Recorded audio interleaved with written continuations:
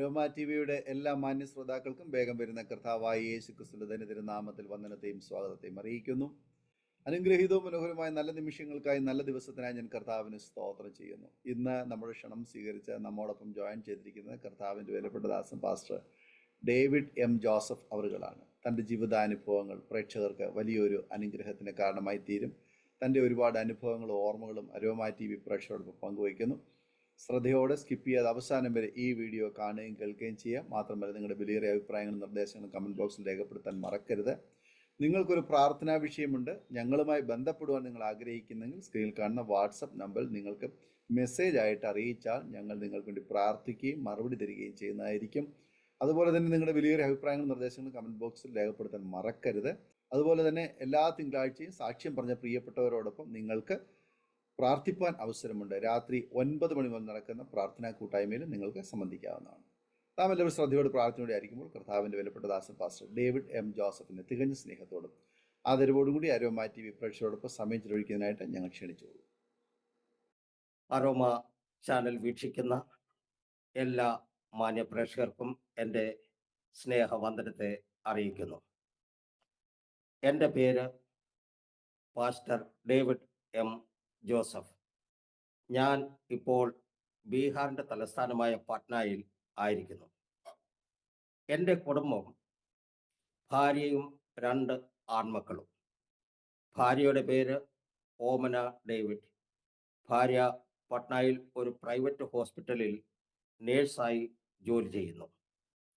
മൂത്ത മകൻ ഡിനോ ഡേവിഡ് ജോലിയോടനുബന്ധിച്ച് ബാംഗ്ലൂരിൽ ആയിരിക്കുന്നു. ഇളയ മകൻ ഡോണോ ഡേവിഡ് അവൻ്റെ ഭാര്യ കരുണയോടൊപ്പം ജോലിയോടനുബന്ധിച്ച് ഡൽഹിയിൽ ആയിരിക്കുന്നു. അരോമ ചാനൽ ഞാൻ കാണാൻ തുടങ്ങിയിട്ട് അധിക നാളുകൾ ആയില്ല. എങ്കിലും അതിൻ്റെ പിന്നണി പ്രവർത്തകരെ ഞാൻ അഭിനന്ദിക്കുന്നു. കാരണം അറിയപ്പെടുന്ന പല മുഖങ്ങളും കാണുകയും കേൾക്കുകയും ചെയ്യുന്നതിനൊപ്പം തന്നെ അറിയപ്പെടാത്ത അല്ലെങ്കിൽ മറഞ്ഞു കിടക്കുന്ന അനേകം ദൈവദാസന്മാരെ, വിശ്വാസികളെ, അവരുടെ അനുഭവങ്ങളെ വെളിച്ചത്ത് കൊണ്ടുവരാനും അവരുടെ അനുഭവ സാക്ഷ്യങ്ങൾ കേൾക്കുവാനും ഒക്കെ അല്ലെങ്കിൽ കേൾപ്പിക്കുവാനും ഒക്കെ ഈ ചാനൽ ഉപയോഗപ്പെടുന്നു എന്നതിന് ദൈവത്തോട് നന്ദി പറയുന്നു. വരും ദിവസങ്ങളിലും ആരോമൽ ചാനൽ ഈ നല്ല പ്രവൃത്തി തുടരാൻ ദൈവം സഹായിക്കട്ടെ എന്ന് പ്രാർത്ഥിക്കുന്നു. എൻ്റെ ജന്മദേശം ആലപ്പുഴ ജില്ലയിൽ മാവേലിക്കര താലൂക്കിൽ ഇറവൻകര എന്ന ചെറു ഗ്രാമത്തിലാണ്. എൻ്റെ ചെറുപ്രായം വളരെ കഷ്ടതയിലും പ്രയാസത്തിലും ആയിരുന്നു. കാരണം കൂലിപ്പണിക്കാരായ മാതാപിതാക്കൾ, 7 മക്കൾ, ഒരു ചെറിയ ഓലപ്പുര, അതിലുള്ള 9 പേരുടെ ജീവിതം. എന്നാലും പ്രകൃതി രമണീയമായ ചെറിയ കുന്നുകളും നെൽപ്പാടങ്ങളും തോടുകളും റോഡുകളും എല്ലാവിധ കൃഷി ചെയ്യുന്ന സമൃദ്ധമായ ഗ്രാമം. 7 മക്കളിൽ 2 പേർക്ക് മാത്രമേ നല്ല വിദ്യാഭ്യാസം ലഭിച്ചുള്ളൂ. ബാക്കിയുള്ളവരൊക്കെ 8ാം ക്ലാസ്സും 10ാം ക്ലാസ്സും വരെയൊക്കെ കഷ്ടിച്ച് പഠിച്ചു. ചെറുപ്പത്തിൽ ഓർത്തു വയ്ക്കത്തക്ക രീതിയിലുള്ള നല്ല അനുഭവങ്ങൾ ഒന്നും തന്നെ എൻ്റെ ജീവിതത്തിൽ ഇല്ലായിരുന്നു. വേനൽക്കാല അവധിക്ക് ഞങ്ങളുടെ അടുത്തുള്ള പാടത്ത്, അതായത് വിരിപ്പ് നിലമാണ്, അതിൻ്റെ കരയ്ക്ക് താമസിക്കുന്നവരൊക്കെ പാടത്തെ കൊയ്ത്തു കഴിഞ്ഞാൽ അവരുടെ കന്നുകാലികളെയൊക്കെ ആ പാടത്ത് കൊണ്ടുവന്ന് കെട്ടാറ് പതിവുണ്ട്. എൻ്റെ ജോലി ദിവസവും രാവിലെ കന്നുകാലികളുടെ പുറകിന് പോവുക, കന്നുകാലികൾ കിടന്ന ചാണകം വാരി കൊണ്ടുവന്ന് വീട്ടുമുറ്റത്തിട്ട് ഉണക്കി പൊടിച്ച് ശേഖരിക്കുക എന്നതായിരുന്നു. കാരണം ആദ്യത്തെ മഴയ്ക്ക് തന്നെ കപ്പയും മറ്റ് കൃഷി കാര്യങ്ങളും ഒക്കെ ചെയ്യേണ്ടതായിട്ടുണ്ട്. അതിന് വളം വേണം. വളമൊന്ന് വാങ്ങിക്കാനായിട്ട് ഞങ്ങളുടെ കുടുംബസ്ഥിതി അത്ര അനുവദനീയമല്ലായിരുന്നു. കളിക്കാൻ പോകാനോ അല്ലെങ്കിൽ ചങ്ങാത്തം കൂടാനോ ഒന്നിനുമുള്ള സാഹചര്യം അന്ന് എനിക്കില്ലായിരുന്നു. ഞാനും SSLC വരെ പഠിച്ചു. എന്നാൽ എൻ്റെ ആഗ്രഹം അത് കഴിഞ്ഞിട്ട് ആർട്ട് കോളേജിൽ പോകണമെന്നായിരുന്നു. എന്നാൽ വീട്ടിലെ സാഹചര്യം അതിന് അനുവദിച്ചില്ല. 10ാം ക്ലാസ് കഴിഞ്ഞപ്പോൾ ടൈപ്പ് റൈറ്റിങ്ങും ഷോർട്ട് ഹാൻഡും പഠിച്ചതിനോടൊപ്പം തന്നെ ITIയിൽ ചേർന്ന് പഠിച്ചെങ്കിലും അത് പൂർത്തീകരിക്കാൻ സാധിച്ചില്ല. അതിന് കാരണം ആ സമയത്ത് പട്ന മെഡിക്കൽ കോളേജ് ഹോസ്പിറ്റലിൽ ജോലി ചെയ്തിരുന്ന എൻ്റെ ഒരു സഹോദരിക്ക് ഹൃദയരോഗം ബാധിച്ചു. 6 മാസം ജോലി ചെയ്യും. അടുത്ത 6 മാസം രോഗത്താൽ ICUവിൽ അഡ്മിറ്റായിരിക്കും. തുടർച്ചയായി ഹോസ്പിറ്റൽ അധികൃതരിൽ നിന്ന് ടെലിഗ്രാം വന്നുകൊണ്ടേയിരുന്നു. അന്നത്തെ കാലത്ത് ടെലിഫോൺ സൗകര്യം ഇല്ലായിരുന്നു. ആരെങ്കിലും രക്തബന്ധത്തിലുള്ളവർ സഹോദരിയുടെ അടുത്ത് ഉണ്ടായിരിക്കണമെന്ന് പറഞ്ഞ് എപ്പോഴും ടെലിഗ്രാം വന്നുകൊണ്ടിരുന്നു.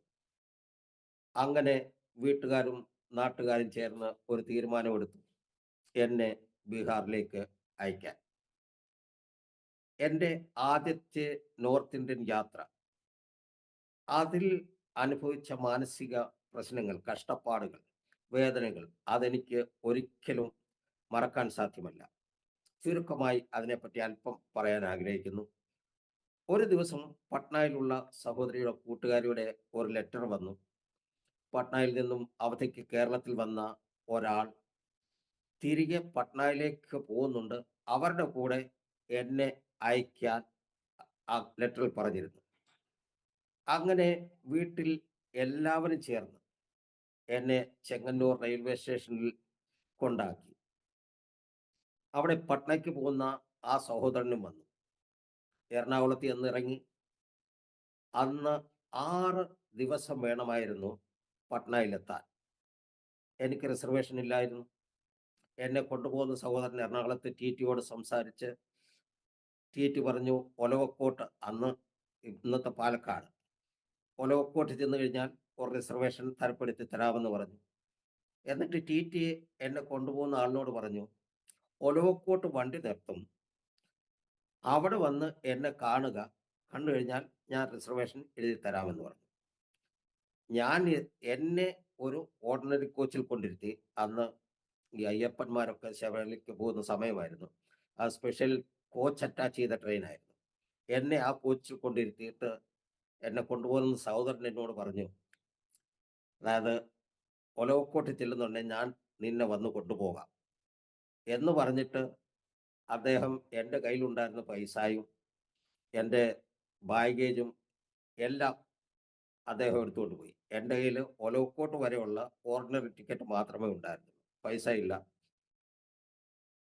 എൻ്റെ കയ്യിൽ ആകെ ഉണ്ടായിരുന്ന പൈസ എല്ലാം അദ്ദേഹം വാങ്ങിച്ചുകൊണ്ട് പോയി.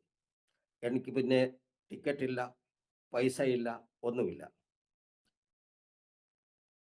എൻ്റെ കയ്യിൽ, അതായത് ഞാൻ ഈ ഒലവക്കോട്ട് ചെന്ന് എന്നോട് പറഞ്ഞിരുന്നത് ഇതായിരുന്നു, അതായത് ഒലവക്കോട്ട് ചെന്ന് നീ ഇറങ്ങരുത്, കാര്യം നിനക്ക് പരിചയമില്ലാത്ത സ്ഥലമാണ്, ഞാൻ വന്ന് നിന്നെ കൂട്ടിക്കൊണ്ട് പോകുന്ന വരെ നീ അവിടെ ഇരിക്കണം. പക്ഷേ ഞാനിരുന്ന കോച്ചിലുള്ള എല്ലാവരും ഇറങ്ങിക്കഴിഞ്ഞിരുന്നു. അല്പം കഴിഞ്ഞപ്പോൾ ആ കോച്ച് ഡിറ്റാച്ച് ചെയ്തു. ഡിറ്റാച്ച് ചെയ്ത ശബ്ദമെല്ലാം കേട്ട് ഞാൻ അവിടെ പ്ലാറ്റ്ഫോമിൽ ഇറങ്ങി നോക്കിയപ്പോഴത്തേക്ക് ഞാൻ വന്ന ട്രെയിൻ അല്ല, അതായത് എന്നെ കൊണ്ടുപോരാൻ, അതായത് എത്തിയ ആ സഹോദരൻ ഇരിക്കുന്ന ആ ട്രെയിൻ മുന്നോട്ട് മൂവ് ചെയ്യാൻ തുടങ്ങി.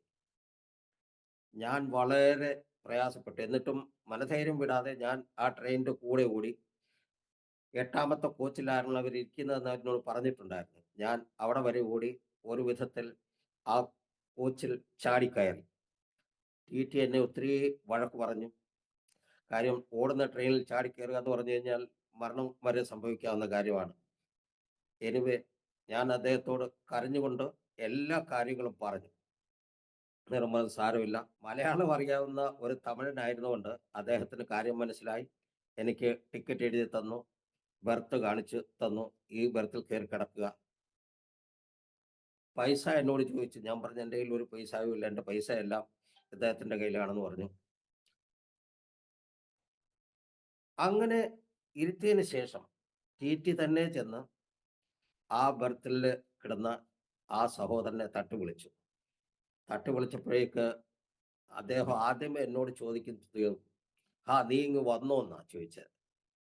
എനിക്ക് വളരെയേറെ വിഷമമുണ്ടായി. കാര്യം അദ്ദേഹം വന്ന് എന്നെ കൂട്ടിക്കൊണ്ട് പോരാമെന്ന് പറഞ്ഞതായിരുന്നു. പക്ഷേ വന്നില്ല. എൻ്റെ കയ്യിൽ പൈസ ഇല്ല, ഭാഷ അറിയില്ല, ഒന്നും എനിക്കറിയില്ല. എനിവേ അവിടെ നിന്ന് 6-ാം ദിവസം ഞാൻ പട്നയിലെത്തി. പട്നയിലെത്തി അവിടെ ചെന്നപ്പോൾ അതിനപ്പുറം വിഷമത്തിലായി. കാരണം ഞാൻ ചെല്ലുന്നതിൻ്റെ തലേ ദിവസം സഹോദരിയുടെ അസുഖം വളരെ കൂടിയിട്ട് Delhi all India institute of medical സയൻസിൽ എയിംസിലേക്ക് കൊണ്ടുപോയി എന്നറിഞ്ഞു. എൻ്റെ അപ്പോഴത്തെ അവസ്ഥ പറഞ്ഞിരിക്കാൻ പറ്റില്ല. കാരണം എൻ്റെ കയ്യിൽ പൈസ ഇല്ല, ഭാഷ അറിയില്ല, ഒന്നും ഒരു വ്യക്തികളെപ്പോലും അറിയില്ല. എനിവേ ഞാൻ വന്നു എന്നറിഞ്ഞതിന് ശേഷം എൻ്റെ സഹോദരിയുടെ ഒരു കൂട്ടുകാരി കൊണ്ടുവന്ന് എൻ്റെ കയ്യിൽ 300 രൂപ തന്നിട്ട് പറഞ്ഞു, നീ ഉടനെ തന്നെ ഡൽഹിക്ക് ഉള്ള വണ്ടിയിൽ കയറി 2 മണിക്കൂർ കഴിയുന്ന ഡൽഹിക്ക് ഒരു വണ്ടിയുണ്ട്, അതിൽ കയറി ഡൽഹിക്ക് പോവുക. അവിടെ എയിംസിൽ നിന്റെ പെങ്ങള് അഡ്മിറ്റ് ആയിട്ടുണ്ട്.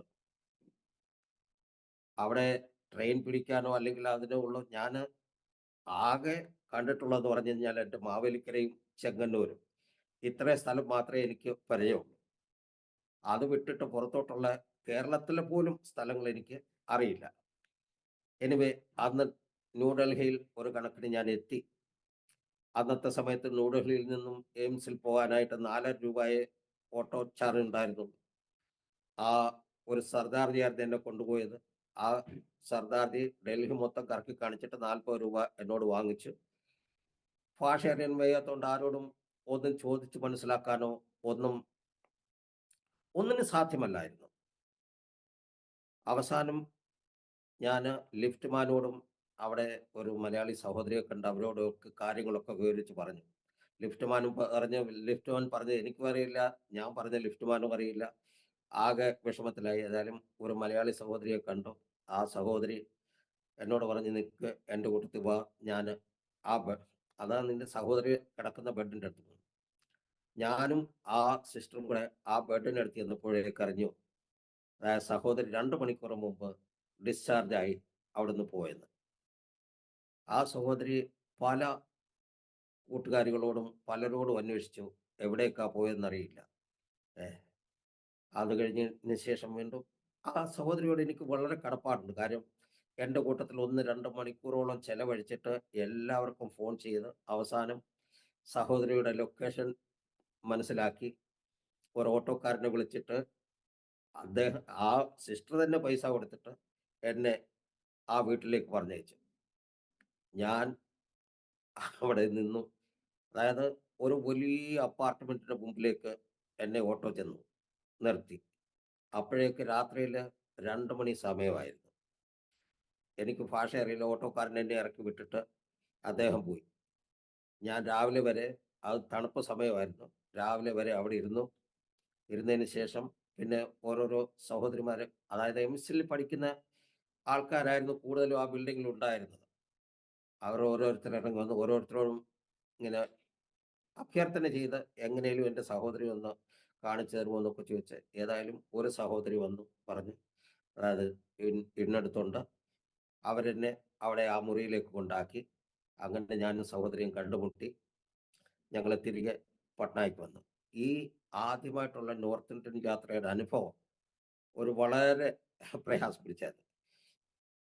എനിവേ അതെല്ലാം കാര്യങ്ങളൊക്കെ കഴിഞ്ഞു. ഇങ്ങനെ ദിവസങ്ങൾ പിന്നിട്ടു. ഞാനും സഹോദരിയും പട്നയിലേക്ക് വന്ന് വീണ്ടും സഹോദരി ICUവിൽ തന്നെ അഡ്മിറ്റായി. അപ്പോൾ എൻ്റെ സിസ്റ്ററെ സഹായിക്കാനായിട്ട് അല്ലെങ്കിൽ അവരുടെ കാര്യങ്ങൾ നോക്കാനായിട്ട് വേറെ 2 സഹോദരിമാരെയും കൂടെ ഡ്യൂട്ടിക്ക് ഇട്ടിട്ടുണ്ടായിരുന്നു. അവരോടും എനിക്ക് സംസാരിക്കാൻ അറിയില്ല. കാര്യം ഹിന്ദി അറിയില്ല, മലയാളം അവർക്കും അറിയില്ല. എനിവേ അതിനുശേഷം 3 വർഷത്തോളം ഞാൻ സഹോദരിയുടെ ചികിത്സ പ്രമാണിച്ച് സഹോദരിയുടെ കൂട്ടത്തിൽ ആ ഹോസ്പിറ്റലിൽ തന്നെ, അതായത് ICU റൂമിൽ സൈഡിലുള്ള വേറൊരു റൂമിൽ എനിക്ക് കിടക്കാനുള്ള സൗകര്യങ്ങളൊക്കെ ഉണ്ടാക്കി തന്നു. ആ ആശുപത്രിയുമായിട്ട് കഴിഞ്ഞുകൂടി. ആ സമയത്ത് ഒരു ജോലി അന്വേഷിക്കുക എന്ന് പറഞ്ഞു കഴിഞ്ഞാൽ എനിക്ക് വളരെ ബുദ്ധിമുട്ടായിരുന്നു. കാരണം സിസ്റ്ററെ വിട്ടിട്ട് പോകാൻ പറ്റില്ല. മറ്റുള്ളവരാരുമായിട്ട് പരിചയമില്ല. ആ സമയത്തെ ഒരു വ്യവസ്ഥിതി പട്നായിൽ എന്ന് പറഞ്ഞു കഴിഞ്ഞാൽ, ഒരു മലയാളി എന്ന് പറഞ്ഞു കഴിഞ്ഞാൽ ഓടിച്ചെന്ന് പിടിച്ച് ജോലി കൊടുക്കുന്ന ഒരു സമയമായിരുന്നു. അതായത് ഒരു സ്കെയിലും പെൻസിലും കൊണ്ട് കയ്യിൽ ഉപയോഗിക്കാൻ അറിയാമെങ്കിൽ ആ വ്യക്തി എഞ്ചിനീയറായി മാറുന്ന സമയം. അത്രയ്ക്ക്, അതായത് മലയാളികളോട് ഇവർക്ക് അട്രാക്ഷൻ. കാര്യം അവർ വിചാരിച്ചത് മലയാളികൾ എല്ലാം അറിയാവുന്നവരാണ്, ജ്ഞാനമുള്ളവരാണ്, അറിവുള്ളവരാണ്, അവരെ കൊണ്ട് എന്ത് ചെയ്യാൻ കഴിയുമെന്നുള്ളത്. ആ സമയത്ത് ഞാൻ പലരും, അതായത് ഈ 3 വർഷത്തിന് ശേഷം പല ഗവൺമെന്റ് ജോബിനും അപ്ലൈ ചെയ്തു. അപ്ലൈ ചെയ്ത് കഴിഞ്ഞപ്പോഴേക്ക് പല സ്ഥാപനങ്ങളിലും, സ്ഥാപനങ്ങളെന്ന് പറഞ്ഞു കഴിഞ്ഞാൽ 3 ഗവൺമെന്റ് ജോലി തന്നെ കിട്ടിയായിരുന്നു. പക്ഷെങ്കിൽ ഒന്നല്ലെങ്കിൽ മറ്റൊരു കാരണത്താൽ ഈ ജോലിയെല്ലാം എനിക്ക് നഷ്ടപ്പെടുകയായിരുന്നു. കാരണം, അതായത് സ്റ്റേറ്റ് ബാങ്ക് ഓഫ് ഇന്ത്യയിൽ, NCC ഡയറക്ടറേറ്റിൽ, അതുപോലെ തന്നെ NTPCയിൽ, ഇവിടെ എല്ലാം എനിക്ക് സെലക്ഷൻ കിട്ടി. അതായത് മെറിറ്റ് ലിസ്റ്റിൽ പേരും വന്നതായിരുന്നു. പക്ഷെങ്കിൽ ബീഹാറാണല്ലോ, അവർ അല്പം കൈമടക്ക് ആവശ്യപ്പെട്ടിരുന്നു. പക്ഷെ അതെനിക്കറിയില്ലായിരുന്നു. ഞാൻ മെറിറ്റ് ലിസ്റ്റിൽ പേര് വന്നപ്പോഴേക്ക് ഞാൻ ഈ പ്രതീക്ഷയിലായിരുന്നു. അതായത് എനിക്ക് അപ്പോയിൻമെന്റ് ലെറ്റർ വരുമല്ലോ, അന്നേരം പോയി ജോയിൻ ചെയ്താൽ മതി. പക്ഷേ അതെല്ലാം എൻ്റെ തോന്നൽ മാത്രമായിരുന്നു. അവർക്ക് അല്പം അന്നത്തെ സമയത്ത് വെറും 5000 രൂപ കയ്യിൽ വെച്ച് കൊടുത്തു കഴിഞ്ഞാൽ ആ ജോലി ഉടനെ അപ്പോയിൻമെന്റ് ലെറ്റർ തരുമായിരുന്നു. പക്ഷെ അതൊന്നും അറിയില്ലായിരുന്നു. എനിവേ, അതെല്ലാം കാര്യങ്ങളൊക്കെ അങ്ങനെ കഴിഞ്ഞു. പിന്നെ ചെറിയ ചെറിയ ജോലികളൊക്കെ ചെയ്യാൻ തുടങ്ങി. ഇതിൻ്റെ ഇടയിൽ ഞാൻ കൾച്ചറലായിട്ട്, അതായത് ഞാൻ നേരത്തെ പറഞ്ഞ പോലെ ആർട്ട് കോളേജിൽ പോകണമെന്നായിരുന്നു എനിക്ക് താല്പര്യം. ഞാൻ വരയ്ക്കുകയും എഴുതുകയും ഒക്കെ ചെയ്യുമായിരുന്നു. നമ്മൾ ഡ്രാമയിലും നാടകത്തിലും ഒക്കെ ഇങ്ങനെ പങ്കുചേരാറുണ്ടായിരുന്നു. അങ്ങനെ പട്നയിലുള്ള എല്ലാ കൾച്ചറൽ ഓർഗനൈസേഷൻ്റെയും മെമ്പറായിരുന്നു. അത് മാത്രമായിട്ടല്ല, ഞാൻ സ്വയമായിട്ട് ഒരു ഡ്രാമ ട്രൂപ്പ് ഇവിടെ കേരള കലാസമിതി എന്ന് പറഞ്ഞ ഒരു ഡ്രാമ ട്രൂപ്പ് രൂപീകരിച്ച് അതിലൊക്കെ ആക്റ്റീവായിട്ട് ജോലി ചെയ്യുന്നുണ്ട്. അതിനോടൊപ്പം തന്നെ കാത്തോലിക്കരുടെ, മർത്തോമക്കാരുടെ, യാക്കോബക്കാരുടെ, ഇവരുടെ എല്ലാം ഫംഗ്ഷന്, എല്ലാ കൾച്ചറലായിട്ടുള്ള കാര്യങ്ങളും ആർട്ട്പരമായിട്ടുള്ള കാര്യങ്ങളും ഞാൻ തന്നെയായിരുന്നു ചെയ്തത്. ആ സമയത്ത് ഞാനൊരു പൊതുമുതലായിട്ട് നിന്നു എന്ന് വേണം പറയാനായിട്ട്. ഈ സമയത്ത് എനിക്ക് പല ജോലികളും എൻ്റെ സ്നേഹിതന്മാരെന്ന് പറഞ്ഞാൽ വളരെ കൂടുതലൊന്നും ഇല്ലായിരുന്നു. പല പ്രൈവറ്റ് കമ്പനീസിലും പല മൾട്ടിനാഷണൽ കമ്പനികളിലും ജോലി നോക്കി. അതായത് മെയിനായിട്ട് ഡെവലപ്പ് ഇന്ത്യ ലിമിറ്റഡിൽ ജോലി ചെയ്തു, അൻപാക്സ് ലാബറട്ടറീസിൽ ജോലി ചെയ്തു, പ്രീമിയർ ഓട്ടോമൊബൈൽസിൽ ജോലി ചെയ്തു, മറ്റ് പല കമ്പനികളിൽ ജോലി നോക്കി. എന്നാൽ ഇതിലൊന്നും ഞാൻ തൃപ്തനായിരുന്നില്ല. കാരണം ഈ സമയത്ത് പണം സമ്പാദിക്കണമെന്നും ഒരു വീട് സ്വന്തമായി വെക്കണമെന്നുള്ള ഒരു സ്വപ്നം എൻ്റെ മനസ്സിലേക്ക് കടന്നു വന്നു. അതിനിടയ്ക്ക് പറയട്ടെ, ഞങ്ങൾ നാട്ടിൽ CSI ചർച്ചിൻ്റെ മെമ്പറായിരുന്നു. മാവേലിക്കര കൊല്ലകടവ് ഇടവകയിൽ ആയിരുന്നു. നാട്ടിലായിരുന്നപ്പോൾ ചർച്ചിൻ്റെ സജീവ പ്രവർത്തനത്തിൽ ഏർപ്പെട്ടിരുന്നു. പട്നയിൽ വന്നപ്പോഴും CSI ചർച്ചുമായി ബന്ധപ്പെട്ട് പോന്നു. എന്നാൽ വെറും 5 മെമ്പർ മാത്രമായിരുന്നതുകൊണ്ട് ഞങ്ങൾക്കൊരു അച്ഛനെ തരാൻ അവിടുന്ന് കേരളത്തിൽ നിന്ന് അനുമതിയില്ലായിരുന്നു. മറ്റുള്ള ചർച്ചുകളിൽ മെമ്പേഴ്സ് കൂടുതലുള്ളതുകൊണ്ട് അവർക്ക് മർത്തോമക്കാർക്കും അച്ഛനുണ്ട്, യാക്കോബക്കാർക്കും അച്ഛനുണ്ട്. അവർ ചർച്ച നടത്തിക്കൊണ്ടിരുന്നു. എല്ലാ ചർച്ചുകാരും കൾച്ചറൽ പ്രോഗ്രാം നടത്തിക്കൊണ്ടിരുന്നത് കൊണ്ട് ഞാൻ എല്ലാ ചർച്ചുകളിലും പോകുമായിരുന്നു. അങ്ങനെ ഞാൻ ഒരു ഒരു പൊതുസമ്പത്തായി, നേരത്തെ പറഞ്ഞ പോലെ പൊതുസമ്പത്തായി മാറി. ഈ സമയങ്ങളിൽ വീട് വെക്കണമെന്ന സ്വപ്നവുമായി പലയിടത്തും ജോലി ചെയ്തു. എന്നാൽ അതിൽ നിന്നുള്ള വരുമാനം കൊണ്ട് എൻ്റെ സ്വപ്നം സാക്ഷാത്കരിക്കാൻ സാധ്യമല്ല എന്ന് ബോധ്യമായി. അങ്ങനെയിരിക്കെ ഞാൻ ആർട്ട് ആൻഡ് കൾച്ചറുമായി ബന്ധപ്പെട്ടിരുന്നതുകൊണ്ട് എൻ്റെ കുറച്ച് സ്നേഹിതന്മാർ എന്നോട് പറയുകയുണ്ടായി, എന്തുകൊണ്ട് നിന്റെ ഈ കഴിവ് ഒരു ബിസിനസ്സിൽ ഉപയോഗിച്ചുകൂടാ?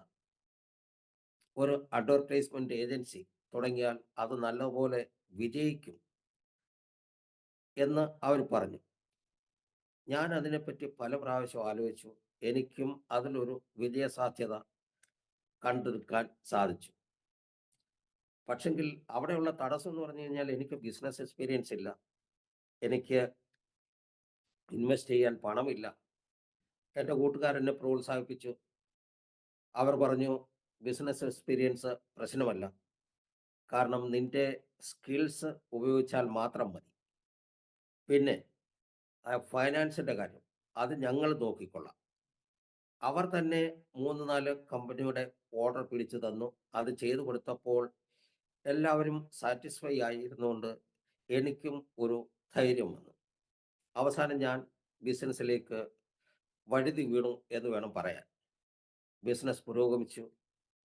അതായത് വളരെയേറെ ലീഡിംഗ് കമ്പനീസിൻ്റെ, അതായത് MRF, Bombay Dyeing, S Kumar suiting, Gwalior suiting, എല്ലാ കമ്പനികളുടെയും ബീഹാറിലെ ഏജൻസികളിലെ ഓർഡർ എനിക്ക് വന്നുകൊണ്ടിരുന്നു. എൻ്റെ ബിസിനസ് എന്ന് പറഞ്ഞു കഴിഞ്ഞാൽ ഗ്ലോസൈൻ ബോർഡ് നിർമ്മിക്കുക എന്നുള്ളതായിരുന്നു. അന്നത്തെ കാലത്ത് ഗ്ലോസൈൻ ബോർഡ് എന്ന് പറഞ്ഞാൽ ഞാൻ പ്ലാസ്റ്റിക് കട്ട് ചെയ്തിട്ട് അത് പ്ലാസ്റ്റിക് ബോർഡിൽ ഒട്ടിച്ചാണ് അന്നത്തെ കാലത്ത് ഗ്ലോസൈൻ ബോർഡ് ഉണ്ടാക്കിക്കൊണ്ടിരുന്നത്. അങ്ങനെ 10, 12 സ്റ്റാഫിനെ വെച്ച് വർക്ക് ചെയ്യാൻ തുടങ്ങി. കൂട്ടുകാർ അതിന് വേണ്ട ഫൈനാൻഷ്യൽ സപ്പോർട്ടും ചെയ്തുകൊണ്ടിരുന്നു. ഇതിനിടയിൽ ഞാൻ താമസിക്കുന്ന വീടിനടുത്തുള്ള IPC ചർച്ചിൽ ഒരു പുതിയ പാസ്റ്റർ ചാർജ് എടുത്തു. ആ ദൈവദാസൻ എൻ്റെ വീട്ടിൽ സ്ഥിരം വിസിറ്ററായി സുവിശേഷം അറിയിക്കാൻ തുടങ്ങി. ഞാൻ അദ്ദേഹത്തോട് പറഞ്ഞു, "ഒരു ക്രിസ്ത്യാനിയായ എന്നെ വീണ്ടും ക്രിസ്ത്യാനിയാക്കാതെ മറ്റുള്ളവരോട് പോയി സുവിശേഷം പറയുക. ഈ കലക്കവെള്ളത്തിലൊന്നും മുങ്ങാൻ ഞാൻ തയ്യാറല്ല." എന്നാലും ആ ദൈവദാസൻ ഒരു ഭാവഭേദവുമില്ലാതെ എന്നെ വിസിറ്റ് ചെയ്തുകൊണ്ടേയിരുന്നു. ഈ ദിവസങ്ങളിൽ എൻ്റെ ഭാര്യ IPC ചർച്ചിൽ പോകാൻ തുടങ്ങിക്കഴിഞ്ഞിരുന്നു. പക്ഷേ എൻ്റെ ബിസിനസ് കാരണം എനിക്ക് ഒന്നിനും സമയം തികയാതെ ഞാൻ ഓടിക്കൊണ്ടേയിരുന്നു. ബിസിനസ് വീണ്ടും വളർന്നു. നേരത്തെയൊക്കെ ബൈബിൾ വായിക്കുമായിരുന്നു. പക്ഷേ അതും കുറഞ്ഞു വന്ന് ഇല്ലാതെയായി. അപ്പോഴും ദൈവദാസന്മാർ എന്നെ വിസിറ്റ് ചെയ്യുകയും സുവിശേഷം പറഞ്ഞുകൊണ്ടേയിരുന്നു. ആ പാസ്റ്ററിനെ നിരാശപ്പെടുത്തണ്ട എന്ന് കരുതി വല്ലപ്പോഴും ഞാനും ചർച്ചിൽ പോകാൻ തുടങ്ങി. ഈ സമയങ്ങളിൽ IPC ചർച്ചിൽ പല പ്രവാചകന്മാരും വിസിറ്റിംഗ് പാസ്റ്റേഴ്സും വരാൻ തുടങ്ങി. അവരെയൊക്കെയും കൊണ്ട് ഈ ലോക്കൽ പാസ്റ്റർ എൻ്റെ വീട്ടിൽ കൊണ്ടുവരുമായിരുന്നു. അവർ പോകാൻ നേരം എൻ്റെ തലയിൽ കൈവച്ച് പ്രാർത്ഥിച്ചിട്ട് പറയുമായിരുന്നു, "ബ്രദറിനെ ഒരു സുവിശേഷ വേലക്കാരനായി ദൈവം കണ്ടിരിക്കുന്നു. അതുകൊണ്ട് ഇനിയും താമസിക്കരുത്." ഞാൻ മനസ്സിൽ ചിരിക്കുമായിരുന്നു. കാരണം എനിക്ക് വചനമറിയില്ല, ബൈബിൾ കോളേജ് കണ്ടിട്ടില്ല, ചർച്ചിൽ ഒരു സാക്ഷ്യം പറയാൻ പോലും, അതായത് എൻ്റെ കാലിൻ്റെ മുട്ട് വിറയ്ക്കുമായിരുന്നു. ഒരു സുവിശേഷകനാകാനുള്ള ഒരു യോഗ്യതയും എനിക്കില്ല. പിന്നെ ഞാൻ എങ്ങനെ സുവിശേഷകനാകും? ഞാൻ ആ ദൈവദാസന്മാരോട് പറയും, ദൈവത്തിന് അഥവാ എന്നെ ആവശ്യമുണ്ടെങ്കിൽ ദൈവം എന്നോട് നേരിട്ട് പറയട്ടെ. അങ്ങനെ മസിൽ പിടിച്ചുകൊണ്ടിരുന്നു. അങ്ങനെ ഞാൻ പിന്മാറിക്കൊണ്ടിരുന്നു. എൻ്റെ ബിസിനസ്സിൽ ശ്രദ്ധ കേന്ദ്രീകരിച്ചു.